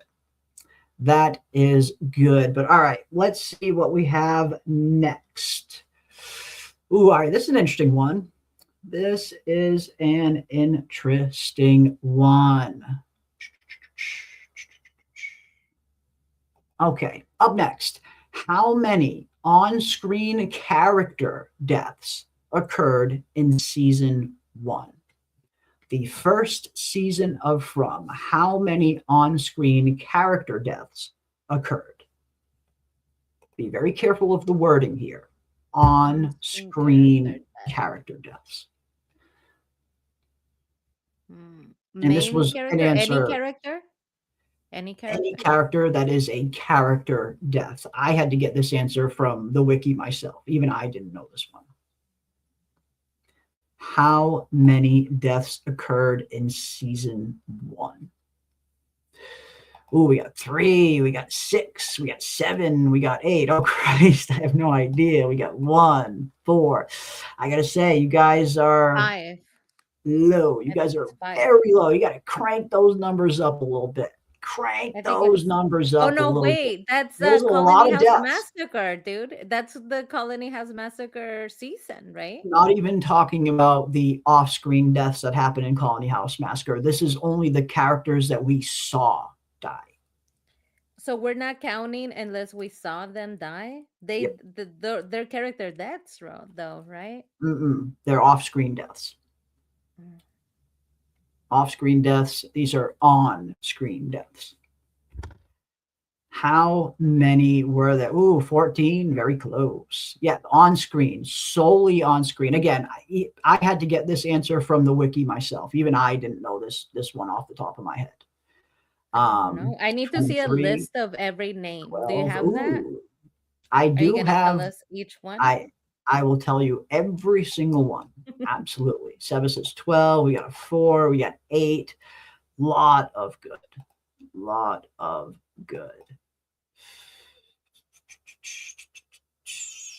Megan would count. We saw her, we saw her death. We didn't actually see her get killed, but we saw her dead body. Megan and her mother would both count. Again, characters that are actually named, actual on-screen character deaths. Again, I had to get this answer from the wiki. I did not know this one. This one I had to completely research. But one of you got it. One of you did get it correct. 2 of you, actually. 2 of you that I see did get it correct. But all right. Let's see. Drum roll, please. And again, this is a tough one because this is one of those ones where you kind of have to know the wiki to really know the answer to, not just your knowledge of the show, but actually knowledge of the wiki itself. So study up on the wiki, guys. It's going to stump you. That's where I'm going to stump you, when I go deep into the weeds on the wiki. That's the only way I can stump you guys, because you guys are fucking great at this. But here we go. How many on-screen deaths were there in season 1?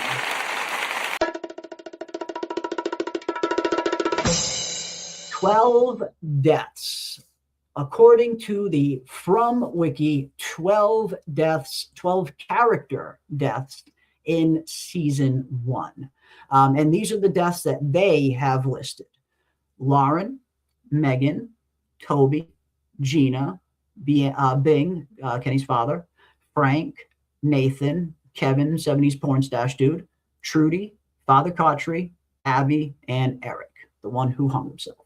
The only characters whose names we actually know that died. 12 in season 1. And it says that there were 10 other off-screen deaths on Colony House Massacre. So if we were counting Colony House Massacre, you would tag on another 10 deaths, according to the wiki anyway. But yeah, 12 character deaths in season 1. But it seems like a few of you got that. I know Seba got it right. Where's Seba? Seba was, I believe Seba was the first one that got 12 correct. Let me find out. Let me find. Yes, Seba, you were the first to guess 12. And again, this is a big shot in the dark. You have to be familiar with the wiki to know this one. So this is a tougher one. But you got it. We got another one who had 12 as well. Awesome. A lot of you had 13 and 10, very close.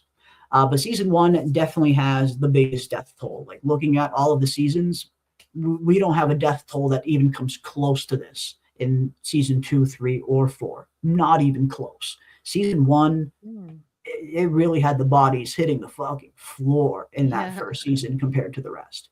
I don't think there was 12 character deaths in all of the other seasons combined. What's crazy is that they told us season 4 is going to be the deadliest. Season 4 is war. That's what they said. That's what they said. And they saved even Patty. Even, Patty Mel got saved. So that's interesting. In reality, it should have been season 4. That's what the answer should have been. And it should have been 1 billion of our characters, because they told us that it was going to be the deadliest season yet. So who knew? Yeah, I think I think some of us were expecting season 4 to be a little darker than it was, a little more devastating to the town overall. And it was. I mean, Sophia finally, did some damage there towards the end in stealing the talismans. But everything up to that point, it was a lot more tame than I thought the season would be, for sure. But awesome stuff, guys. Awesome stuff. Love it, love it, love it. All right, let's see. Now, again, this is another one from the wiki. Oh, no, sorry. This one's not from the wiki. Excuse me. This one is not from the wiki. All right, here we go. Up next, going more into the production side of things and the actor side of things. Up next, we have: how many times has Harold Perrineau been nominated for a Saturn Award for Best Lead? How many times has Harold Perrineau been nominated for Best Lead at the Saturn Awards? How many nominations does Harold Perrineau have? How many times? And bonus points if you guys can guess if there are any wins or how many wins. He should win everything. Okay, that man is amazing. He should be nominated every year and win every single year. Honestly, I'm still incredibly disappointed that From isn't getting nominated for, more things like Emmys, Golden Globes, like the big television award shows. From should be on every single one of those ballots. And the fact that it isn't is a huge disservice to the television industry. Mm-hmm. Yeah, it's amazing. It's amazing. I mean, Jade, too, the actor that plays Jade, he should win all of the awards. Scott McCord, I don't think I mean, when it comes to best supporting actor in a horror series, I don't see how anyone could ever win that fucking award over Scott McCord as Victor. I just don't see how that's right. But again, maybe it's just my bias for the love of some of these characters and some of the actors that play them. But yeah, when it comes to Harold Perrineau, though, he has been nominated a few times for a Saturn Award for Best Lead. How many times was that? How many nominations did he receive? Derek Roy says 2. We got 3 from Seba. We got 2 from David Mills. We got 4 times from Chiquita Cyborg.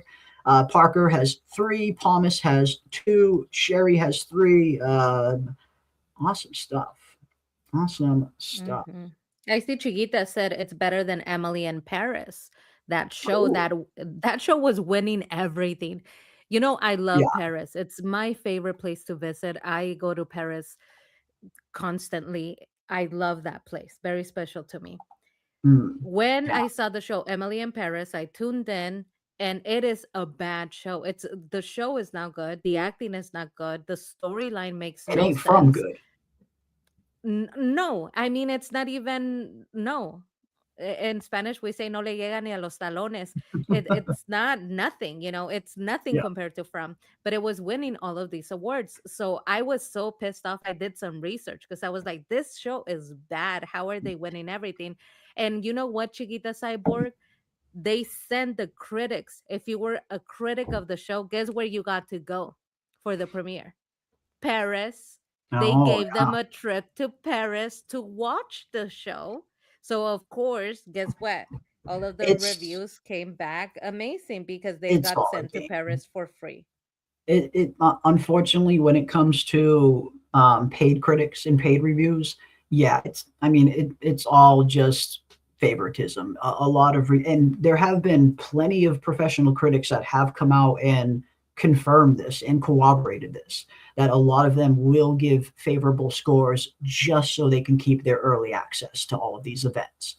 So yeah, you don't always get an accurate account. That's why I always feel that the fan score is always the more accurate one in terms of what the score really is in terms of critic scores. I never trust critic scores. But From is incredibly underrated. It really is, for sure.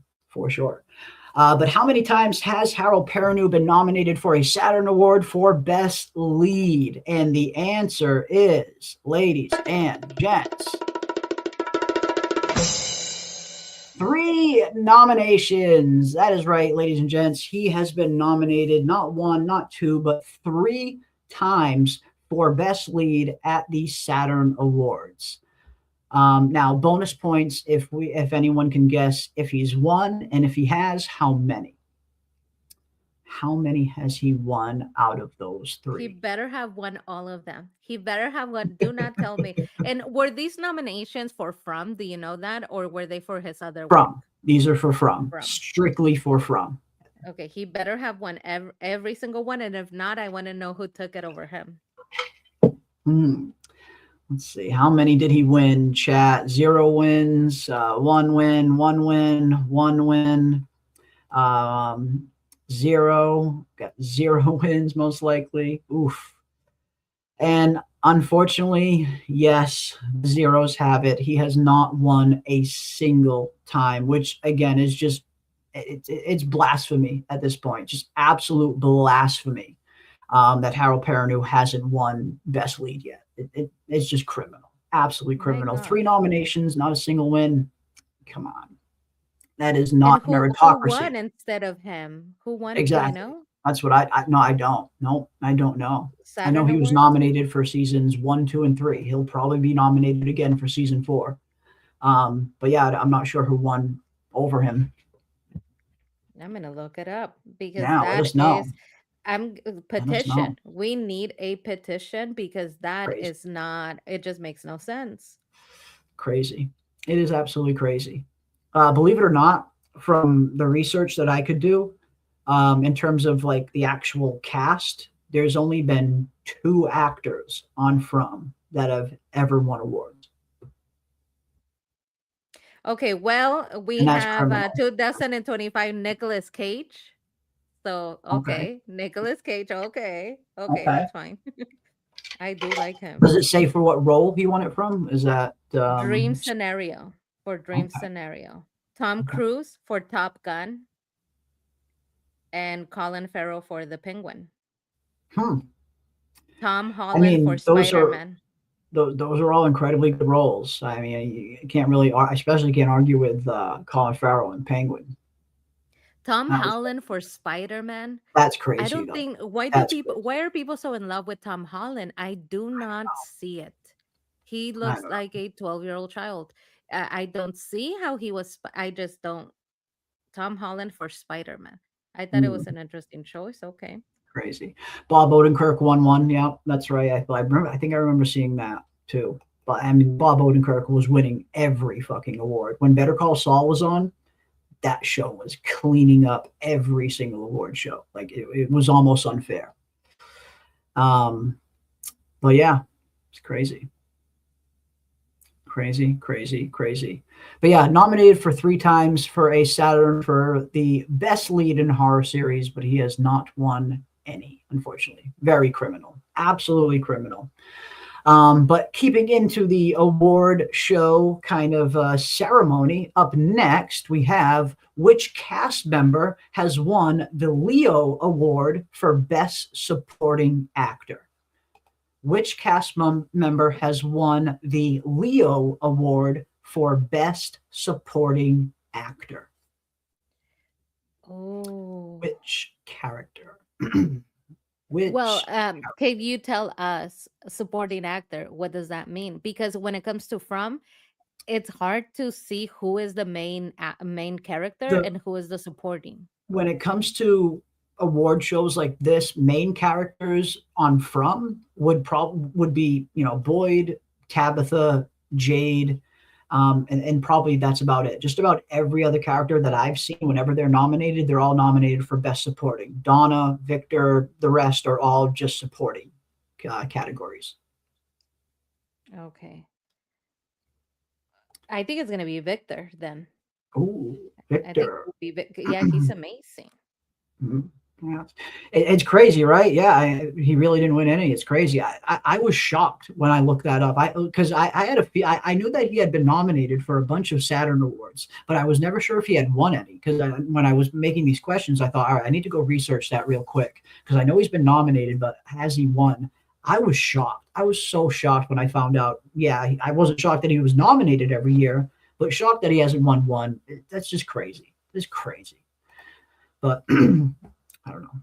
But who has won the Leo Award for Best Supporting Actor? I know who it was, actually. I just remembered.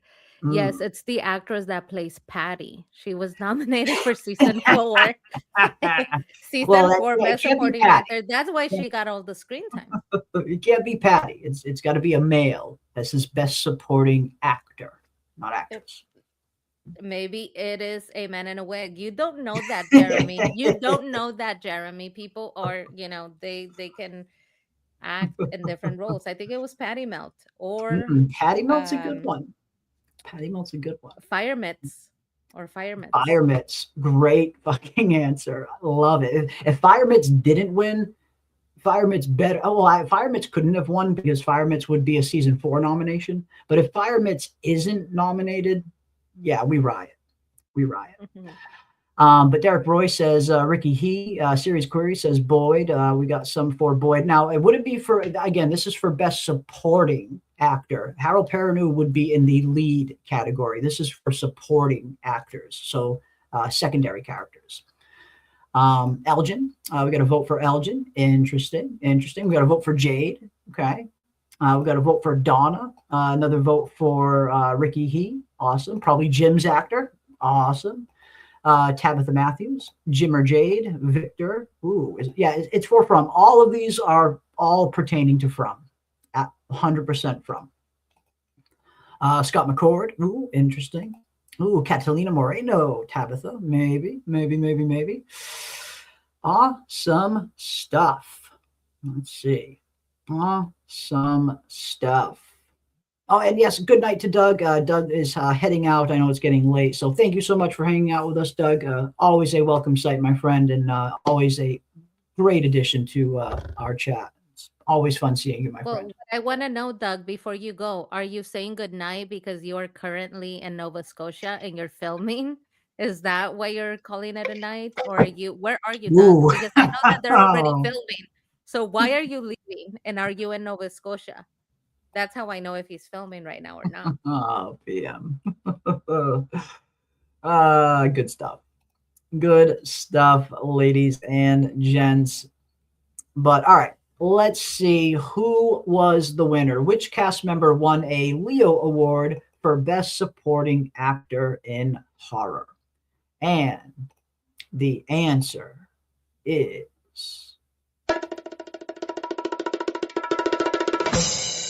Ricky He, Kenny himself, one of the very few actors on From that has ever been nominated and won an award for their performances, which again is just absolutely criminal. But glad Ricky He at least got recognized for his performance as Kenny and Best Supporting. So yes, Ricky He was the correct answer, and I see a few of you did get Ricky He correct. So let me scroll up and see who got it right first. Ooh, Derek Roy again. Derek Roy's been nailing a lot of these tonight. Ricky He is the correct answer. That is right, Derek. Congratulations, my friend. Congratulations. Sunflower also got Ricky He as well. Great, great, great, great. Love it. I would have probably guessed Scott McCord. Like if I didn't know the answer to this going in, Scott McCord probably would have been my guess. Absolutely. The guy's just phenomenal. Roger. Yes, NPC Roger definitely got fucking snubbed. The golem got snubbed as well. Absolutely. But yeah, another one for Kenny. Yeah, freaking Kenny. Kenny has won an award. Reggie versus Patty. It's obviously Clara. Good stuff. Good stuff. Ooh, I wish we had answer choices. I could probably do that for the next one. For the next trivia game night, if you guys want, I could make it multiple choice. I could definitely do that. I mean, it takes a little bit more work, but no problem. I can definitely do that. So yeah, next time we do a trivia like this, if that's something you guys want to try out, then yeah, I'll we'll come up with some tough questions, but I will come up with multiple choice answers. So you can choose from A, B, C, or D. We can definitely do multiple choice. Absolutely. That could be fun. That could be fun. And probably a little easier if the questions are getting harder. And they are. The questions are going to continue to get harder because I got to keep trying to stump you guys. But making it multiple choice makes it a little fairer, I think. So yeah, I think we can do that. I think we can do that on the next one for sure. Awesome stuff, guys. Awesome stuff. But yes, Ricky He was the correct answer. But let's see what else we got. Up next, what is Marielle's last name, ladies and gentlemen? What is Marielle's last name? Now, again, this is also more information that you don't learn on the actual show itself. This is information you can only learn if you are really kind of researching from, whether it's the wiki or other stuff. You will maybe have come across Marielle's last name. That's a What hard one. is Marielle's last name? What is Marielle's last name? I don't even have a guess. No guess? I'm not going to lie. No not guess? even gonna lie. Okay. Interesting. Well, again, looks like quite a few of you in the chat have gotten it, but it looks like Kiwi got it right first. It's Scissors. Yes, that is it. That is her first name, Scissors, or Haircut. One of the two, either or. Awesome stuff. Awesome stuff. We got Katrina Marie with Sinclair. We got Eloise One. We got some others for Sinclair. We got Rasputa, Miss Sandra. Okay, fake wig. Love it. Love it. Love it. Mrs. Marielle Christie. RIP07. Eloise. Good, good, good. All right, let's see what the actual answer is, shall we? What is Marielle's last name? Sinclair is correct, ladies and gentlemen. Those of you that answered Sinclair, you are correct. Now, let's see who got it first. Katrina Marie has got it first. Sinclair is the correct answer. Marielle Sinclair. But Parker also got it. Robert Saunders got it. Series Queries got it. Incognito got it. Theories Minds got it. A lot of you guys got this one. And Kiwi gets, an extra point just for the haircut and scissors. And Fake Wig's a good one, too. Good stuff. Good stuff. Yeah, a lot of you got it. Catherine got it. Awesome. Got it. The name fits. Yeah, Muriel Sinclair. I guess it fits. Beauty school dropout. Stomach wound. I think maybe when we do another trivia in the future, I think it needs to be one of those trivias where it's wrong answers only. That would be fun. Yeah. That might be kind of fun. Diving into a love that trivia where the chat gives us wrong answers only. That most might be creative. Yeah, most creative most answer creative. wins. Yeah, most creative and funny answer wins. Well, remember, we had an idea to host a roast for each character. True. And coming up with jokes that have to do, like the roast of Henry, right? Nice Yeah, within the a roast line, of Jim. right? Yeah. Not Yeah. crossing any lines, but yeah. Yeah. And having That you could be guys show fun, up right? with your roast. Yeah. Best would wrong love that. answer. Yeah. The best wrong answer wins. Yeah, I think that could be fun. Again, it's something new, something we haven't done before. I don't think anyone's done before. So yeah. We'll, on our next game night, we'll do something like that. We'll do best wrong answers. That could be fun. That could be really fun, and a little bit of the roast as well, because the roasts are always fun. Yeah, the roast of Clara would be great. Yeah, is it too soon? Maybe it's too soon. I don't know. But I like it. I think it could be fun. I think it could be pretty fun. The chat can kind of exercise their creativity with coming up with some funny answers, which you guys always freaking do. I like it. The roast of Patty, the roast of NPC Roger, the roast of the wig. Like, there's so many roasts we could do. Like, Ellis would be a good one. Patty Melt. There's a lot of good roast characters that we could do for sure. Yeah, I think that could be fun. Yeah, we'll do it. We shall do it. Book it, chat. Book it. All right. Let's see. Up next, now this is another pretty difficult one that is centered around the production and is something that you'll probably need to be either very familiar with the production or very familiar with the wiki to get this one. Again, I had to try and stump some of you guys. But up next, how many executive producers does From have? How many executive producers are listed on From? Three. Mm. 3. Yeah, 3. 3. Little low. Yeah. Little low. No. Okay. 4, 5. No. What? The number is a lot higher than I think anyone is going to realize.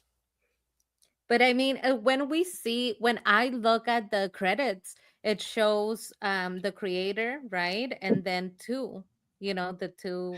Those are just the 3 2 main Js. creators with Jack Bender, Jeff Pinkner, and John Griffin. But there are many other executive producers listed on the show. How many executive producers are there? Parker says 9. We got a lot of 3s and 4s. Got to go higher, guys. Got to go way higher. Too many. Yeah, it's way too many. When I saw how many, fuck. Yeah, the Russo brothers are also producers on the show. Yeah. Patty's husband is in there somewhere. I know Patty's husband got her. Yeah, it's got to be a nepotism hire. It's nepotism. Ooh, interesting. How many? We got 10. Ooh, close. 4. Good. Yeah. Boyd is one of them too. Harold Perrineau is an executive producer on the show. Yep. Absolutely. Yeah. Picard had 21 producers. Yeah. I think when people think of executive producers, I think, you see like the main ones listed in the credits, but those are just the main ones. There are many, many more for most shows. Most shows have anywhere from 10 to 20 executive producers usually. But yeah, let's see what else we got. Derek Roy says 14. We got 12 from Michelle, 3 from Michael, 11 from Seba, 19 from Kiwi Skirt, 47 from Adrian. Love it. Love it, love it, love it. All right, let's see. How many executive producers are there on From? 14 executive My producers. Every one of you that said 14 in the chat, you are correct. I believe Derek Roy was the first to say 14. Yeah, crazy. Absolutely crazy. I had no idea they had that many executive producers. Again, a lot of shows like House of the Dragon and stuff, I expect to have that many executive producers, but From's a much smaller show, just in terms of like scale, budget, set design, all of that. So I was surprised that they had 14 executive producers. I would have thought they'd have maybe 7 or 8. But yeah, 14 executive producers listed on the wiki for From the TV series. Crazy. Parker, looks like Parker got it as well. Awesome stuff, guys. That's 14 people that signed off on Patty Melt having most of the screen time. That 14 people that signed off on Randall having no lines in the finale. 14 people that signed off on Clara coming out of nowhere being a traitor. Yeah. Interesting. I just got lucky, I guess. Yeah, this is a tough one. I mean, again, unless you kind of like are like super familiar with the wiki, or you kind of research this like deliberately, this is going to be one of those things that most From fans aren't going to know off the top of their head. Again, I had to go deep into the bag of tricks to try and stump some of you guys, because you guys are just too good at this. You guys are fucking so good at this. But yeah, 14 is the correct answer. Good night, Xavier. Thank you for hanging out with us, my friend. Always a pleasure to see you. Always a pleasure to see our pal Xavier. But yeah, good stuff. Good stuff, ladies and gentlemen. All right, up next, let's see. Up next, how many different fallen trees in the road have we seen on From? How many different fallen trees have we seen in the middle of the road on From? How many?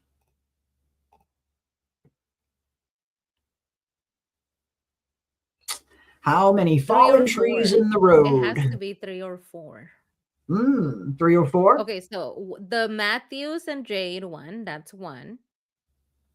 Then Yeah, we'll go. Yeah. Nothing. You're like, don't you start counting? Don't you? Okay, I know the answer. I know the answer. Obviously. The Boyd one. Mm.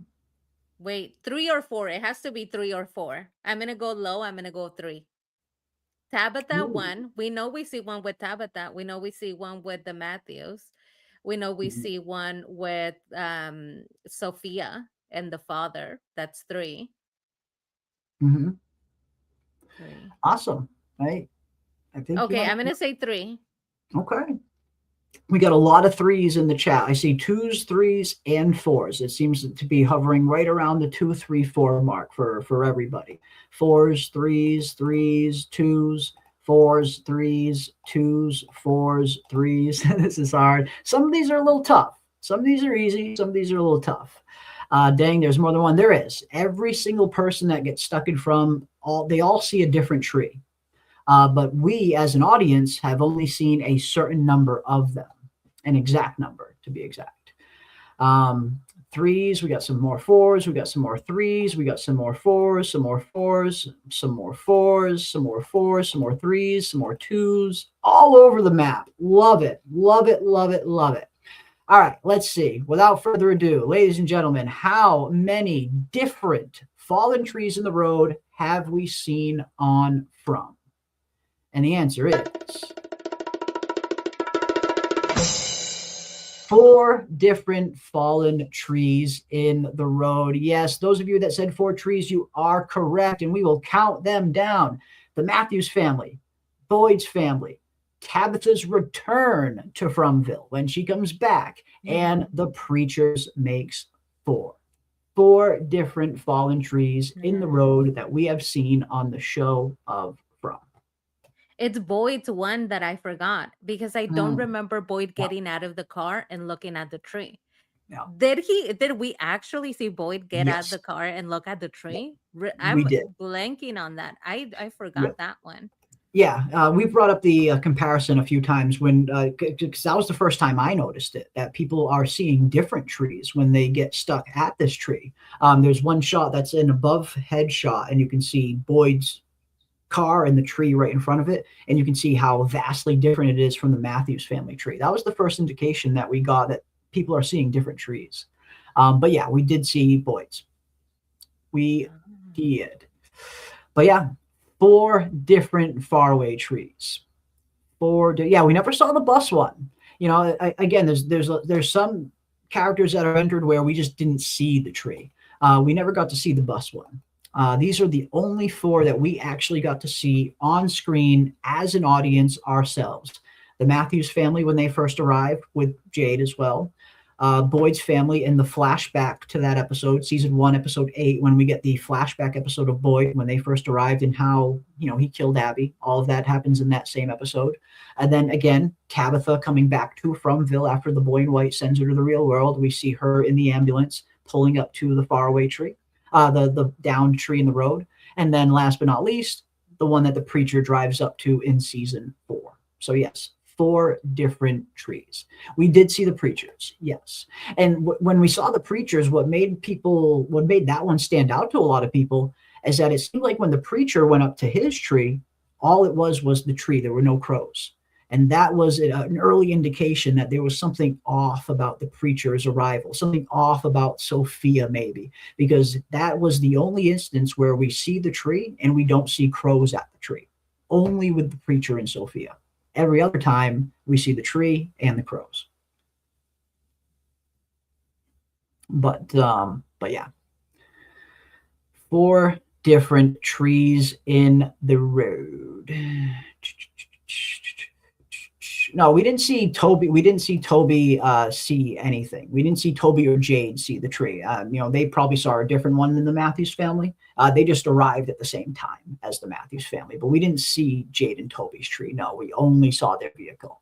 But no, these are the 4 different fallen trees that we have seen on the show: the Matthews, the Boyd's family, Tabitha's return, and the preacher. But awesome stuff, guys. A lot of you got that one right. A lot of you got that one right. Good stuff. All right, let's see what we have next. Few questions left. We're getting towards the end here, ladies and gents, but we got a few left. Up next, what is Elgin's last name? Our good old pal Elgin, what is his last name? And no, it is not Cyclops, even though it should be. What is Elgin's last name, ladies and gents? I'm glad. I hope I hope you guys are having fun. I love doing these trivia games. These are always a blast for me. So I hope you guys are getting some enjoyment out of it. But yeah, I like ding dong Elgin. Ding dong, Elgin. Elgin ding dong. Elgin ding dong. Elgin ding dong Quinn. Yeah, you got to ride with a chainsaw on you. Yeah, maybe that'll help. Maybe that'll help. But yeah, what is Elgin's last name, ladies and gents? Again, this is more information that you don't actually learn on the show in any of the episodes. This is information that you will learn from researching the show and the characters in the show. So again, not all these answers are going to come from watching the show. It's knowledge of the production, the cast, the characters, all of it. But yeah, let's see.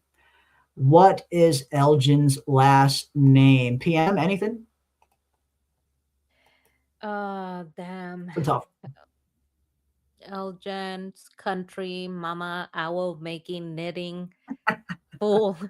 I have no idea. That is, that's all. I just know that is what he was doing. Owl knitting. I like it. I like it. I'll accept that answer. I think that's a great answer. But all right, let's see. Shall we, folks? Let's see who got this one right. What is Elgin's last name? Williams. Elgin Williams is his last name, and I did see some of you in the chat definitely got this one right. Let's see. Let's go back. Let's see who got it right first. Scrolling down, I see Katrina Marie first with Williams. Yes, Williams is Elgin's last name. Robert Saunders got it right. Kiwi definitely gets extra points for Stinky. I thought someone was going to say Smelgin, Smelgin Elgin, although Smelgin would have been like an extra first name, I guess, not a last name. But I would have accepted Smelgin Elgin as well. Shameless says Ram. Yeah, Shameless is good. Whitaker, interesting. And there's the Smelgin. Thank you, Seba. I had a feeling someone would throw in the Smelgin, and I knew you guys wouldn't let me down. We got another Smelgin. Hell yes.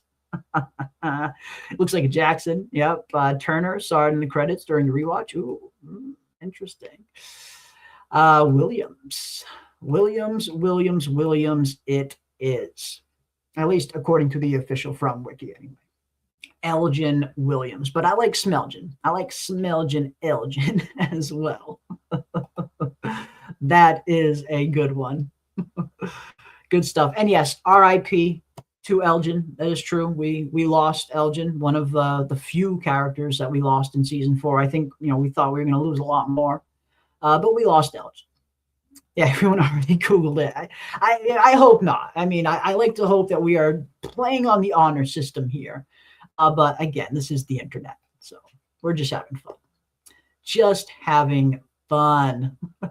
This one's tougher. So, I mean, do not get disheartened. Do not feel disheartened, any of you, if these questions are a little bit tougher. I deliberately made these ones way tougher than any of the previous trivia that we've done. Like, I had to. Again, every time I do a trivia, you guys knock it out of the park. Even when I think, all right, I'm going to stump a few of you guys with some of these more obscure kind of questions, and you guys still end up freaking nailing them. So I really had to kind of dig deep to stump some of you guys on this one. So definitely don't feel disheartened if you guys are having trouble getting some of these. These are tough ones. Tough ones indeed. I've been looking up the meanings of everyone's first and last. I have a whole chart on name meanings. So we'll see. That's the kind of research that you never know can kind of come in handy on nights like this when we're just doing like random trivia and I'm trying to stump the heck out of you guys with like wicked obscure shit. That's when the knowledge gets tested. But you guys kill it. You guys all kill it. R.I.P. to Smelgin. Smelgin Williams. Yeah, definitely half a point for the Smelgin. 100%. 100%. Let's see. Well, yeah, he was at the table reading for season 5, though. I imagine, I mean, just like how Jim was at the table reading for season 4, I mean, Elgin's still going to be in season 5, even if it's just his dead body. He's still going to be an official actor getting paid for an episode that he's appearing in. So I think that's why we'll probably see, some of those dead characters still at table reads at times, because we'll probably see Elgin's body at some point in season 5. Even though his body's supposedly getting hidden by Sophia, the body isn't going to stay hidden for very long. Eventually someone will find Elgin's body. So I have to imagine if he's at the table read, it's probably for some kind of scene like that, I would imagine. Or maybe he's doing, Clara. I was just going to say, maybe he's coming back as some kind of ghost character. Yeah. I want him to haunt her because she did away with his body. First of all, it's like, where did she put his body? She did it very quickly. I'm thinking, is there a fridge? Did she just throw him in the fridge? What did she do throw with it his into body? a faraway tree? Like, yeah, what did she have Clara do? I mean, I don't know. Again, he is a big dude. He's a guy, like this grown man, and she would have had to move him and then do away with the body. If she's putting him in a tree, it would be very difficult. So I'm wondering if she put him somewhere inside the diner, because that was very quick. So maybe she just put him inside the freezer. Maybe there's a deep freezer. Okay, maybe. Yeah, maybe. Yeah, I mean, how is Clara going to get rid of Elgin's body long term? How is she going to dispose of this body with nobody seeing? I don't know. Yeah, I think he's in the freezer. I think that Bacta's gonna get there trying to make pancakes, and she's going to see Oh, okay. Elgin's body full on in the freezer. Okay. Yeah, I could see that. I could see that.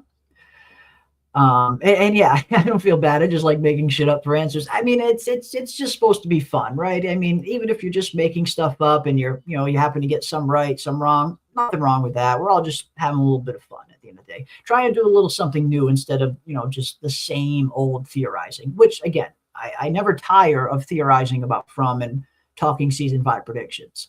But yeah, it's nice to switch it up every once in a while and do a little something like this. So thank you guys for participating tonight. Very, very much appreciated. But we are not done. We got a few questions left. Ladies and gents. This next one, I imagine most of you will get. Again, definitely threw some easier ones in here as well. But up next, what food did Tilly crave when she was pregnant? We hear this in season 3. Yeah, this is I imagine a lot of you will get this one. It was the What did you say, Piano? eggshells. So not the egg, but the shells, the shells of the egg. So not the inside, and she would eat them from the trash when her husband would go to work. Ooh, interesting. Like a weirdo. Shells. Let's see what we got. We got a lot of people saying eggshells. A lot of people saying eggshells. We got rotten vegetables. We got eggshells. Shit, wrong person, says Parker. Yeah, the rotten vegetables. Thinking of Fatima. But yeah, again, I had a feeling most of you guys would be nailing this one. Elgin. Elgin pancakes. Fucking love it. Raw liver. And maybe, again, if Tilly really was the man in yellow, which a lot of people, still to this day, there are a lot of people that think Tilly was really the man in yellow. So if that is the case, then yeah, maybe raw liver is not a bad answer. But yeah, awesome stuff, guys. All right, let's see. What is the official answer? Yes, it is raw eggshells, ladies and gents. Tilly liked to eat raw eggshells. Or licked them. Yeah, I don't know if she full on ate them, but yeah, licked them. So that's probably more accurate. Yes. But yes, eggshells is the correct answer. Good stuff. Good stuff, ladies and gents. Good stuff. All right, let's see. This next one is an interesting one, and this one definitely requires some, deeper knowledge of the production side of From. So let's see. Up next, other than John Griffin, who are the other 3 writers of From? Other than John Griffin, not including John Griffin, what are the names of the other 3 writers on From? There are 3 other main writers that work with John Griffin on the show. What are the other 3 names? I mean, we know 2 for sure, Jack Bender, Jeff Pickner, because they make up the 3 J's. But a 4th? Maybe. Is there a 4th mystery man? It's the sister. I know that it's the sister of one of these. Is it? Oh, somebody's getting close in the chat. Oh, somebody's getting really close in the chat. Interesting stuff. Let's see. Kristen Layden, Patty, Clara, and Dale. That's it. Chiquita Cyborg got it. That's it. Patty, Clara, and Dale. And NPC Roger pitches in every once in a while, too. Awesome stuff. Awesome stuff. Jeff Pickner, Vivian Lee, and Javier Grill-March. Interesting. Triple J, Jeff, and Jack. Mr. Kool-Aid and Fireman's.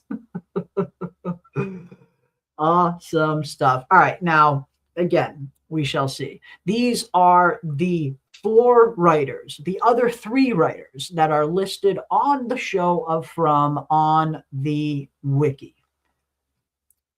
3 other writers besides John Griffin. One of you got it. spot on. But let's see. Without further ado, the answer is the other 3 writers that are working with John Griffin on From, according to the wiki, we have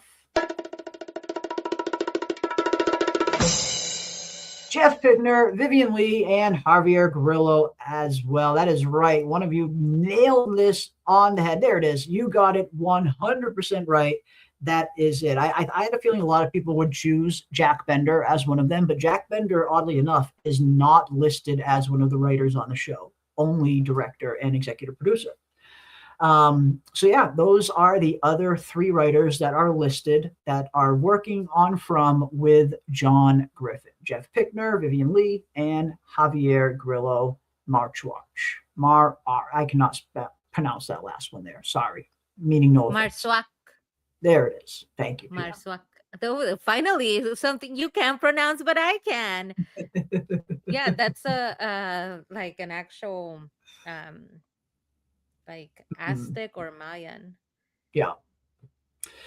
I had a feeling people were going to throw in Jeff Pickner and Jack Bender. I had a feeling those 2 were going to be in there, but Jack Bender, again, is oddly enough, and not oddly enough, he's not listed as a writer. He does have a hand in the creative process. That much we definitely know, but not an official writer. Yeah, is King a ghostwriter? I know King certainly praises it. That's for sure. Yeah, the wig overtook as writer in season 4. Yeah, the real writers are the subreddit theory writers. I feel like the real writers are just the fandom in general, not just on Reddit, but everywhere. I mean, here, everywhere. I mean, how many times have we seen them pull stuff right from the fandom and kind of throw it onto the show? We see it a lot. Oh, now this is an interesting one that the chat is throwing at us and the rest of you guys. What are the titles of the 2 books that Ethan has? Ooh, interesting. Chat, what are the answers to the 2 books? What are the titles to the 2 books that Ethan has? The Kramanako Part 1 and Part 2? Close. Kramanako and then Kramanako Returns? Close. I see. Kiwi got it. Kiwi got it. The Kramanakle and the Grand Gulagog. Flight of the Kramanakle, as Derek Roy correctly puts it. Yes, the flight of the Kramanakle and the Grand Gulagog. Those are the 2 books that Ethan has. Good question. That was a good question, Series Queries. Very good question. I like it. Adventures. So that's a distinction, Katrina Marie. You're very good, because it is the Adventures of the Grand Gulagog. Yep. And the Flight of the Kramanakle. Yep. So those are totally different. You have to say it exactly like that to get the point. Yeah. Adventures of the Grand Gulagog. That is the 2. The Flight of the Kramanakle and Adventures of the Grand Gulagog. Which I imagine we'll probably see some more of those books in season 5 as Julie starts to story walk again. Flight like Escape From? I think so, yes. I think the title Flight of the Kramanakle, when I read that title, it definitely reads to me Escape. Absolutely. At least that's how I see it anyway. Like, just, I know we don't get a lot of context for the actual story, but yeah, when I see Flight of the Kramanakle, that reads to me Escape of the Kramanakle. Absolutely. And I think it's meant to. I think it's meant to parallel From, essentially. But yeah, good stuff. Ooh, here's a good one from Robert Saunders. Who are the authors of those 2 books? I know one of them. Because I just put this in a video not too long ago, but I'm blanking on it right now. Who are the authors of those 2 books? Fictional authors, anyway. Well, I saw this. I think it was from you, Robert. You gave us this info on the Discord. It's in the Discord. That's where I saw it now. Yeah, Robert said in the Discord that it is rearrangement of Jeff Hmm. Pinkner. If you There's rearrange one. the letters, There's one. Kay one Dillon of is one. I them. believe Kay Dillon is the one as the author of the Adventures of the Grand Gulagog. I believe. No. Cromanacle. Kay Dillon is Cromanacle, but I don't know who Grand Gulagog is.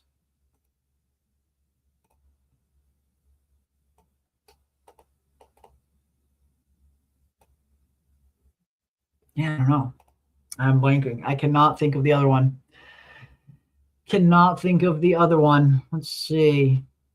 Norman is the author. Yeah, it's a good question. That's a very good question. It is. It is indeed. Let's see. Is anybody getting them?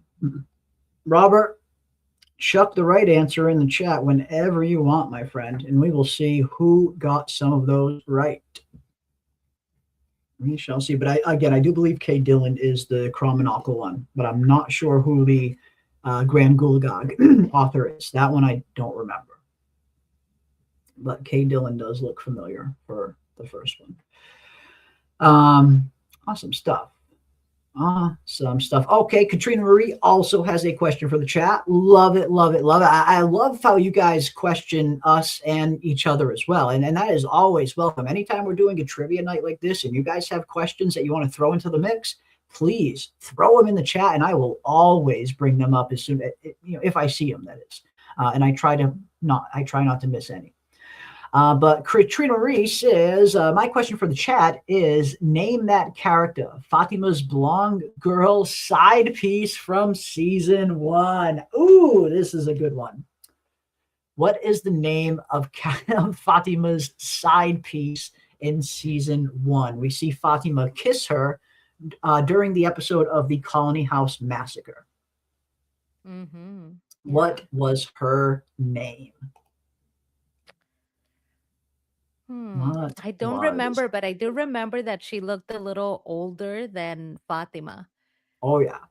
And then she was talking to Dell. So I do remember she makes those two scenes. She's talking to Dell, and Dell is being an a-hole while the massacre's about to happen. And I remember thinking, she's a little old for Fatima. She's a little old because Fatima's much younger. And I know the one that you guys are talking about, she would wear a vest. She was a vest the lady. sweater, the sweater girl. Sweater girl. And they did the whole, I'm glad that they dropped the whole, we're in a relationship and he knows I always come back. Like he knows that we love each other. It doesn't matter who else we are with. It's like, oh yeah, cool girl. And then you end up with the most traditional life of getting married, having a monster baby and turning into a monster. That is traditional if you ever told me, you know? But yeah, they did the whole love is love. Like we just kind of hang out and whatever, But I never saw Ellis kiss anybody else. I was like, love is love because you're kissing this lady over here. I haven't seen Ellis kissing another girl, and if I did, I would be like, oh my god, Ellis. Well, it seems like there are some people in the chat that I think are getting it right. I think there are some. But for the previous question, yes, Kay Dillon was the author of the Cromanacle, and Incognito also got the correct author of the Grand Gulagog as well, Jeff Horning, which is an anagram for John Griffin. Yes, it is. Good stuff, Incognito. Good stuff, my friend. Very, very good. Awesome. All right, let's see. What was the name of Fatima's side piece in season 1? Let's see. We got Stacy from Derek. We got Trudy. We got Ellis. Ellis is a side piece too. I suppose it's not a bad answer, Seba. Not a bad answer. Sweater Girl, Marsha Brady. We got some more Stacys. We got some Sadies. We got some Scissor Training. We got some don't remember her name. Again, this is a tough one. I believe Fatima says her name only once. And maybe it was Sugar Mama. Could have been that. The colony dominatrix. I thought she called her a lady. Yeah, she had a name. Fatima says her name. She does. Fatima does say her name. She does. definitely Stacy, Sophia. We got some more Stacys. Ooh, interesting. And yes, looks like the rest of you that are saying Stacy are correct. I do believe it was Stacy. That's what I remember anyway, off the top of my head. Stacy rings a bell for me. But I could be wrong. But great question. Great question, Katrina Marie. I love it when the chat comes up with good questions like that. Absolutely love it. And yes, her name was Stacy. Derek got it first. Yes, I believe Derek was the first one to say Stacy. Yep. Congratulations, Derek. You got Katrina Marie's question right. It is indeed Stacy. Yeah. Yeah, we haven't seen good old Stacy. I think Stacy is one of the off-screen deaths we see in Colony House. I think she gets killed at night. Good stuff. Good stuff. You guys are killing it. Killing it. Oh, it wasn't me that found the anagram. It was Recon Christ. Oh, well, then congrats to Recon Christ for getting the anagram right. You are 100% correct. That was the name of the author of the Grand Gulagog, the anagram for John Griffin. Awesome stuff. You guys are great. You guys are very fucking good at this. No matter how high I try to stomp you guys, you guys end up getting some of these. I might have stomped you maybe once or twice tonight, so I'm happy about that. But I had to dig deep into my bag of tricks to stomp some people, because you guys have been killing it. But we are not done. We got a few questions left. Let's see, where were we last? All right, up next. This is an interesting one. How many episodes does Bacta appear in? The character of Bacta gets introduced early on in season 2, and I think a lot of us have been still waiting to learn a little bit more about her. Hasn't been probably given enough screen time, in my opinion. But how many episodes does Bacta appear in the totality of From? How many? I'm gonna say episodes? 6 or 7. Oh, interesting. 6 or 7. Interesting. 6, 7. 7. I know she gets there, then the next day after that, the iconic town meeting where she says, "I'm gonna have your back, Boyd." Then we see her again.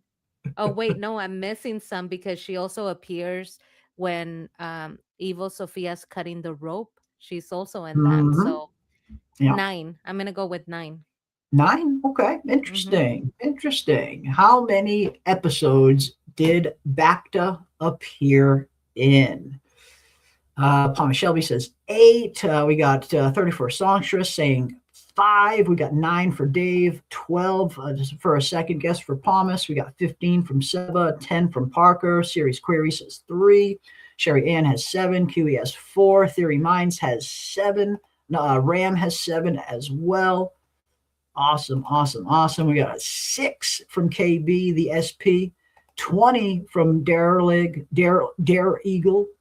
I butcher these names sometimes. I do not mean to, guys. 13 from Incognito. Ooh, close. Very close. Chiquita Cyborg with 8. 17 from Parker. Oof. 14 from Tim Wachada. Michelle Miller says 8. Parker says 20. 6 to 7 from Chef. Man, very big, wide variety of answers we're getting here. Let's see what the correct answer is, shall we? I think it might be a little higher than people might have thought. How many episodes does Bacta appear in according to the From Wiki? How many is she credited? 20 episodes out of 40. She has appeared in exactly half of the episodes of From since her introduction in season 2, episode 1. We have seen Bacta appear in 20 different episodes.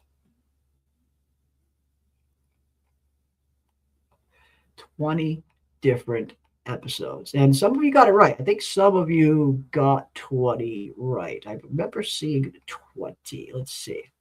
8 from Thomas Shelby. Scrolling down, who was the first to get 20? There it is.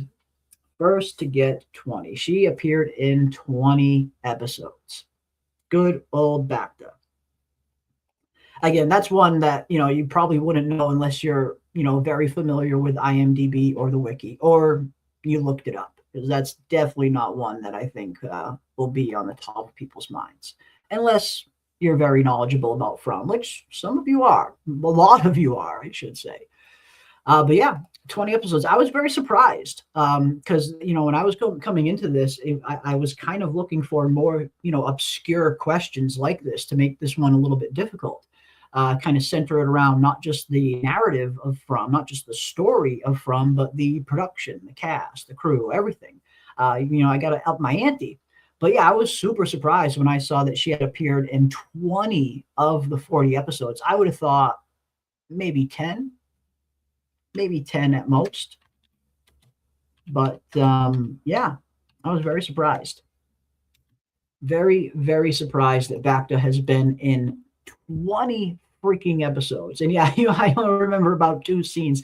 Again, she's been in 20 episodes, but in terms of how many episodes has she actually had dialogue in, I have to imagine that's probably closer to 5 to 8, maybe, probably somewhere around there. But yeah, she's credited for 20 of the 40 episodes. 20 of the 40. Awesome stuff. Awesome stuff. All right. Let's see. Okay, this is it. Last one. Last question, ladies and gentlemen. Last question. And this one has 2 answers. The full answer, and it has a bonus for a secondary answer. So without further ado, going in a similar direction. How many episodes was Randall in? Good old Randall. How many episodes was Randall in? And for a bonus, what is Randall's last name as well? How many episodes did Randall appear in? And what is his character's last name?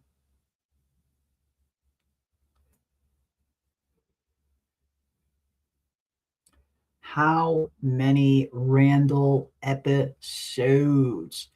Let's see. We got 10 from Parker. We got 28 from Palmas. We got 15 from 31st Songstress. We got 22 from Dave. We got 28. We got Kirkland from Steffi D. Kirkland is the name from Katrina Marie. We got 19 from Michelle. Awesome.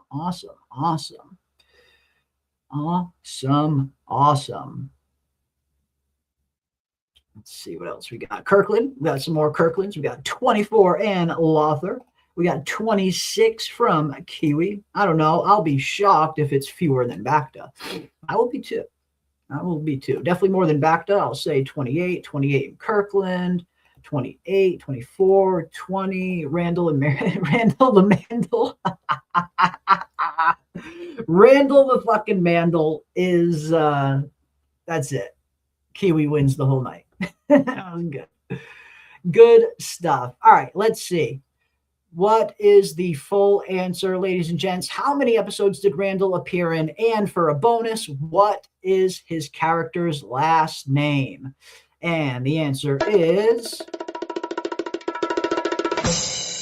28 episodes, and Kirkland is his last name. Every one of you that said 28 and or Kirkland, you are correct. You are correct. This is another last name of a character that you don't learn in the actual show. This is something that you would have to do some research on the show to be familiar with, whether it's the wiki, the other stuff, the missing person stuff. That's where you get some of this other information. It's not all in the show. But yes, Randall has appeared in 28 episodes that he has been credited for, and his last name is Kirkland. Kirkland and 28. Man. You guys did really good. Really, really good. Again, this was definitely one of the harder ones, probably the hardest From trivia that we have put together yet. Not probably, this was definitely the hardest one yet. And, I had a feeling you guys would kill it, and you did, but, Yeah, some of these ones were hard. Some of these ones were deliberately made to stump some of you guys. And you guys still did pretty good. You guys still did pretty good. I believe there was only like 2 or 3 questions that we didn't get full right answers on. Other than that, you guys nailed pretty much just about everything else. Awesome freaking stuff. Awesome stuff.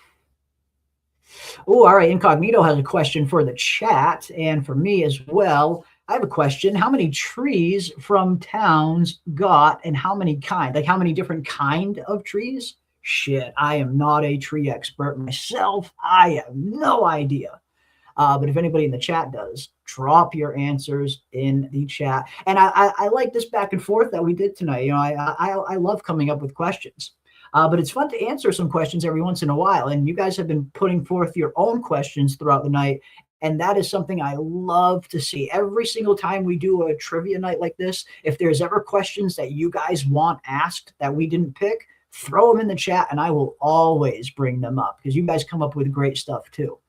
But yeah, I don't know. I'm not sure. This one, you stumped me, Incognito. You stumped me. That's for sure. You stumped me, my friend. But yeah, this was good. This was good. Yeah, he says his full name behind the scenes. Yep. And again, you can learn some of these things in the wiki and stuff like that. But yeah, quite the different types. Again, this one stumps me. If I had to just guess, just off the top of my head, how many different kinds of trees have we seen? I don't know. Probably anywhere from 5 to 10, maybe. Probably 5 to 10 different kinds of trees we've seen. You know, from cedars to elms, oaks, and stuff like that. I don't know. I'd say at least 5, maybe 10. I don't know. Definitely got me on that one for sure. Yeah, Randall Flagg, different universe, you know, different Stephen King adjacent universe. Randall Flagg, great character. Yeah, Randall Stillskin, Randall Scarface. Yep, good stuff. Good stuff. Awesome. Oh, yeah. Name the items in the suitcase dug up by the man in yellow. Yeah. What were in there for items, guys? What did the man in yellow pull out of the suitcase? Oh, Mita says dress, socks, glasses, shoes. Good stuff. Good stuff. At least 2, the kind you smoke and the kind you climb. That's an acceptable answer. That is an acceptable answer, my friend. I accept that one. I think that's an acceptable answer. Good shit. Good shit. Ooh, who said the line, "Here comes the heat"? Oh man, is that a Jade line? I want to say that's a Jade line. But I have a feeling I'm wrong. I don't know, Katrina. That's a good one. Here comes the heat. Which character says, "Here comes the heat"? I don't know why I can picture Jade saying something like that, like season 1 Jade for some reason. I don't know. That's a good one. That's a good one. Who said the line, "Here comes the heat"? Ooh, Donna. Oh, Kenny playing ball with Boyd. Yes, Kiwi. Yes, when Kenny and Boyd are playing catch behind the pool, I believe. Yes. I believe that's it. I believe that is it. I agree. I'm going with Kiwi's answer. Kenny playing ball with Boyd. Yeah, they're throwing the baseball behind the empty pool. I think that's it. Good stuff. Good stuff, Kiwi. Good stuff. And good question, Katrina Marie. That was a good one. Good one. Awesome stuff. Wow. Yeah, you guys have been absolutely killing it. Absolutely killing it. So it is. Okay, it is. It is Kenny and Boyd playing catch is the correct answer. Awesome stuff. That was a good one. I did not remember that one. You got me on that one. Definitely stumped me a bit on that. Man. Yeah, and Boyd isn't wearing a glove. Yes, that's true. I believe there's only one glove, right? Kenny's wearing a glove, but I don't think Boyd is. Yeah, I think you're right. Who was smashing on the couch at Colony House?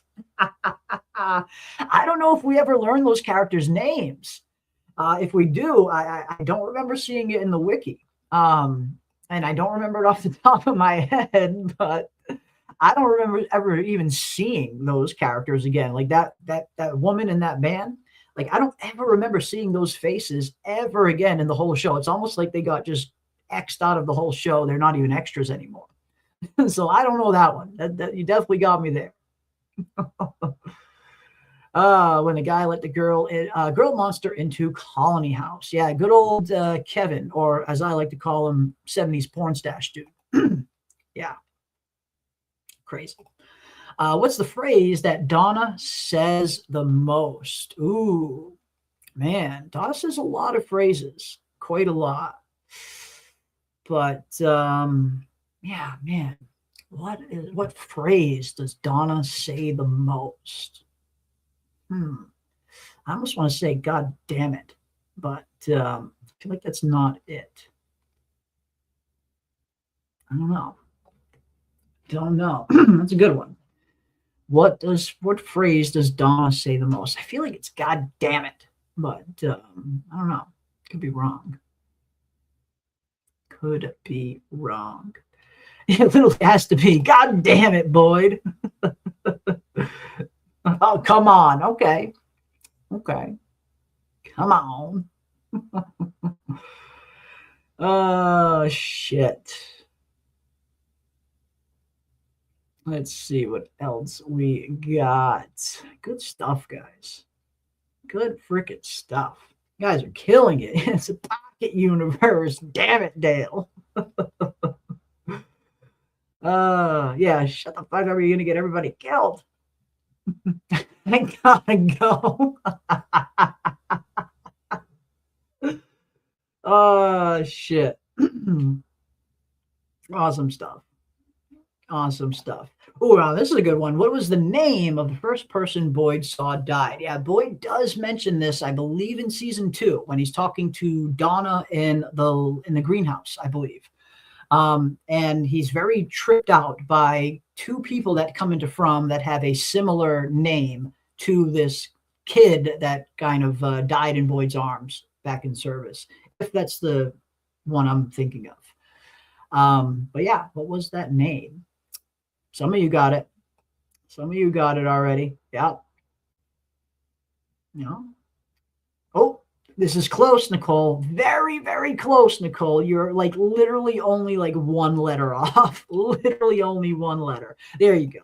That is right. It is Private Ryan Kelly. Brian Kelly, excuse me. Yes, Private Brian Kelly. You got 1 letter off, Nicole Lane. You're very close. Very, very close. Good stuff. Brian Kelly, yes. Makita got it right. Palmas, you guys got it right as well. Yes, Brian Kelly was the answer.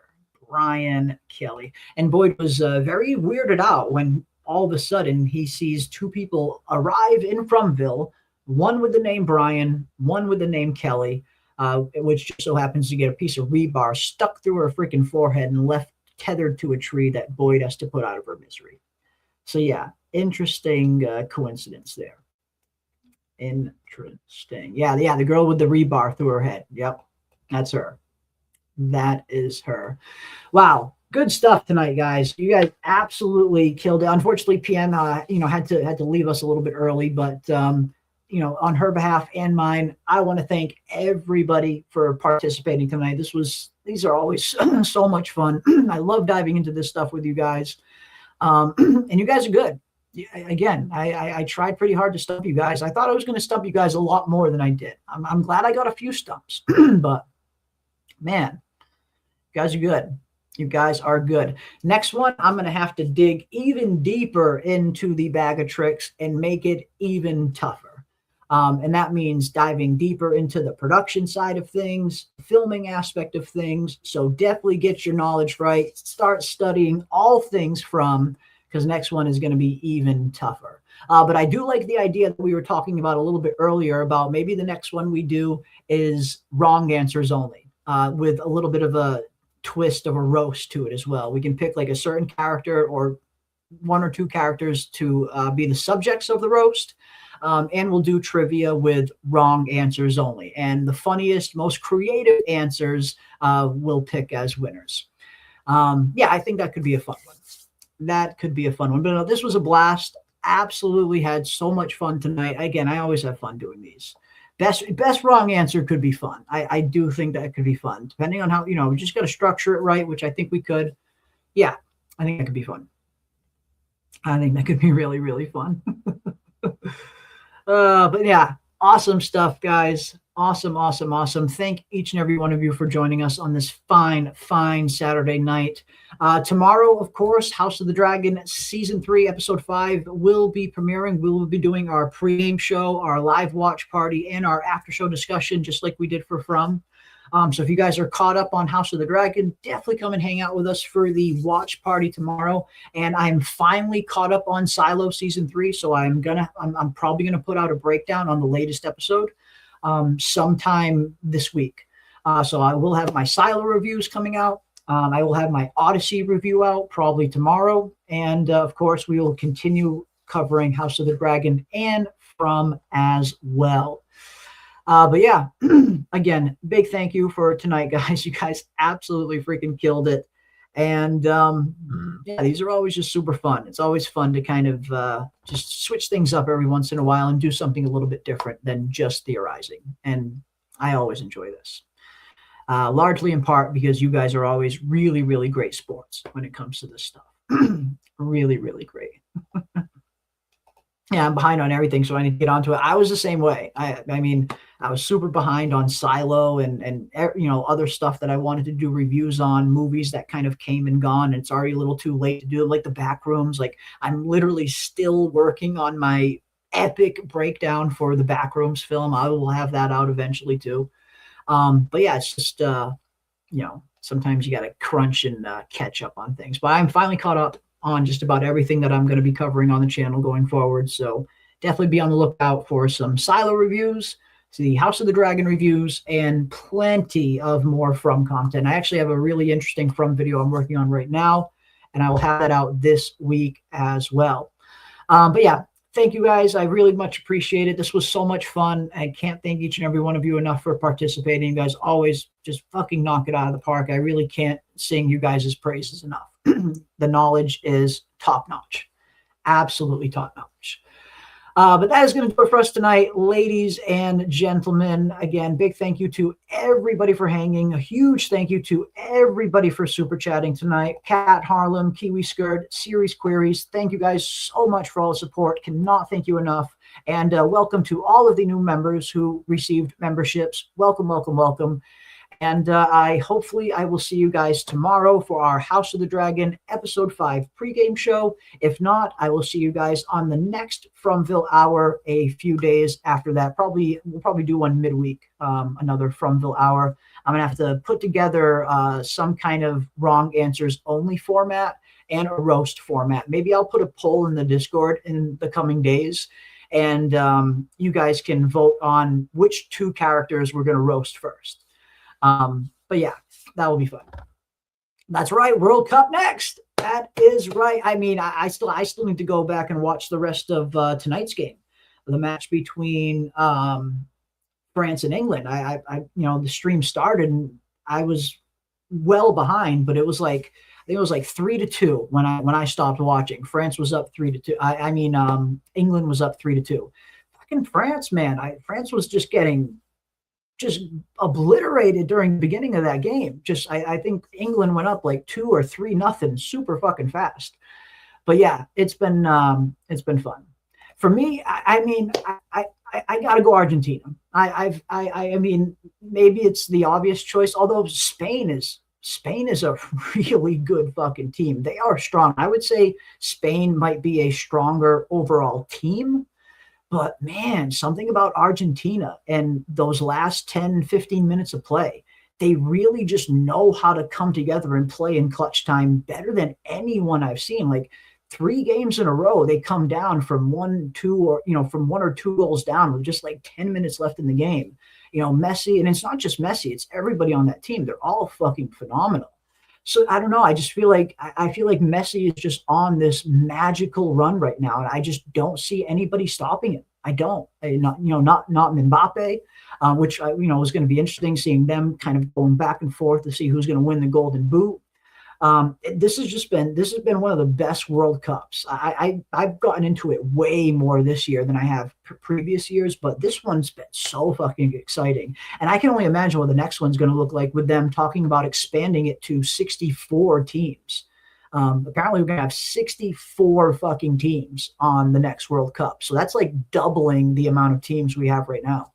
So yeah, it's been so fun. This has been such a great World Cup. I mean, seeing some of the stuff that Messi and Mbappe have been doing during this run, legendary, fucking legendary what these two guys have been doing. But yeah, I think Messi is just on a magical run right now, and I just don't see anybody beating Argentina. So I think Argentina's going to take it.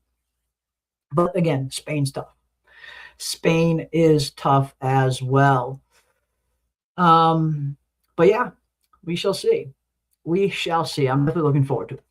Definitely looking forward to it. Thanks. I get Dylan Rose vape while he sleeps. Hey, there you go. There you go. But again, big thank you to each and every one of you for joining us tonight on the Fromville Hour Fromville Trivia Challenge. And I will see you guys tomorrow night for the House of the Dragon pregame show and watch party. And if not, I will see you guys on the next Fromville Hour next week. And until then, stay safe, ladies and gents. Keep those tinfoil hats on, folks. Be kind to one another. And I will see you on the next one. Cheers. Okay, ding-dongs. If you don't subscribe to Jeremy Ice and Fire, you're going to spend the night in the box.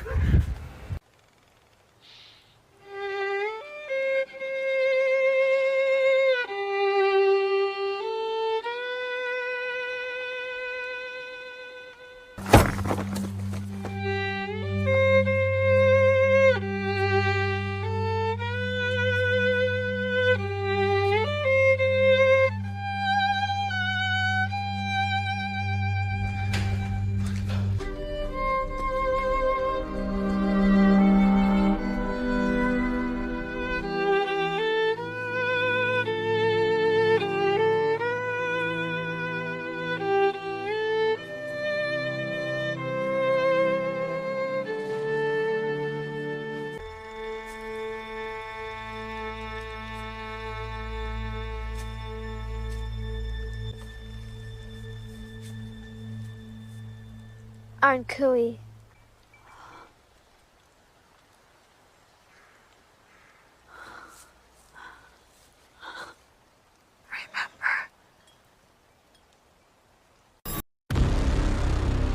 We're running out of time and we still don't know the rules. Everything here is impossible, but it's also real. Saving those children is how we all go home. There's something else here now. Something new. Your wife shouldn't have dug that hole, Jim.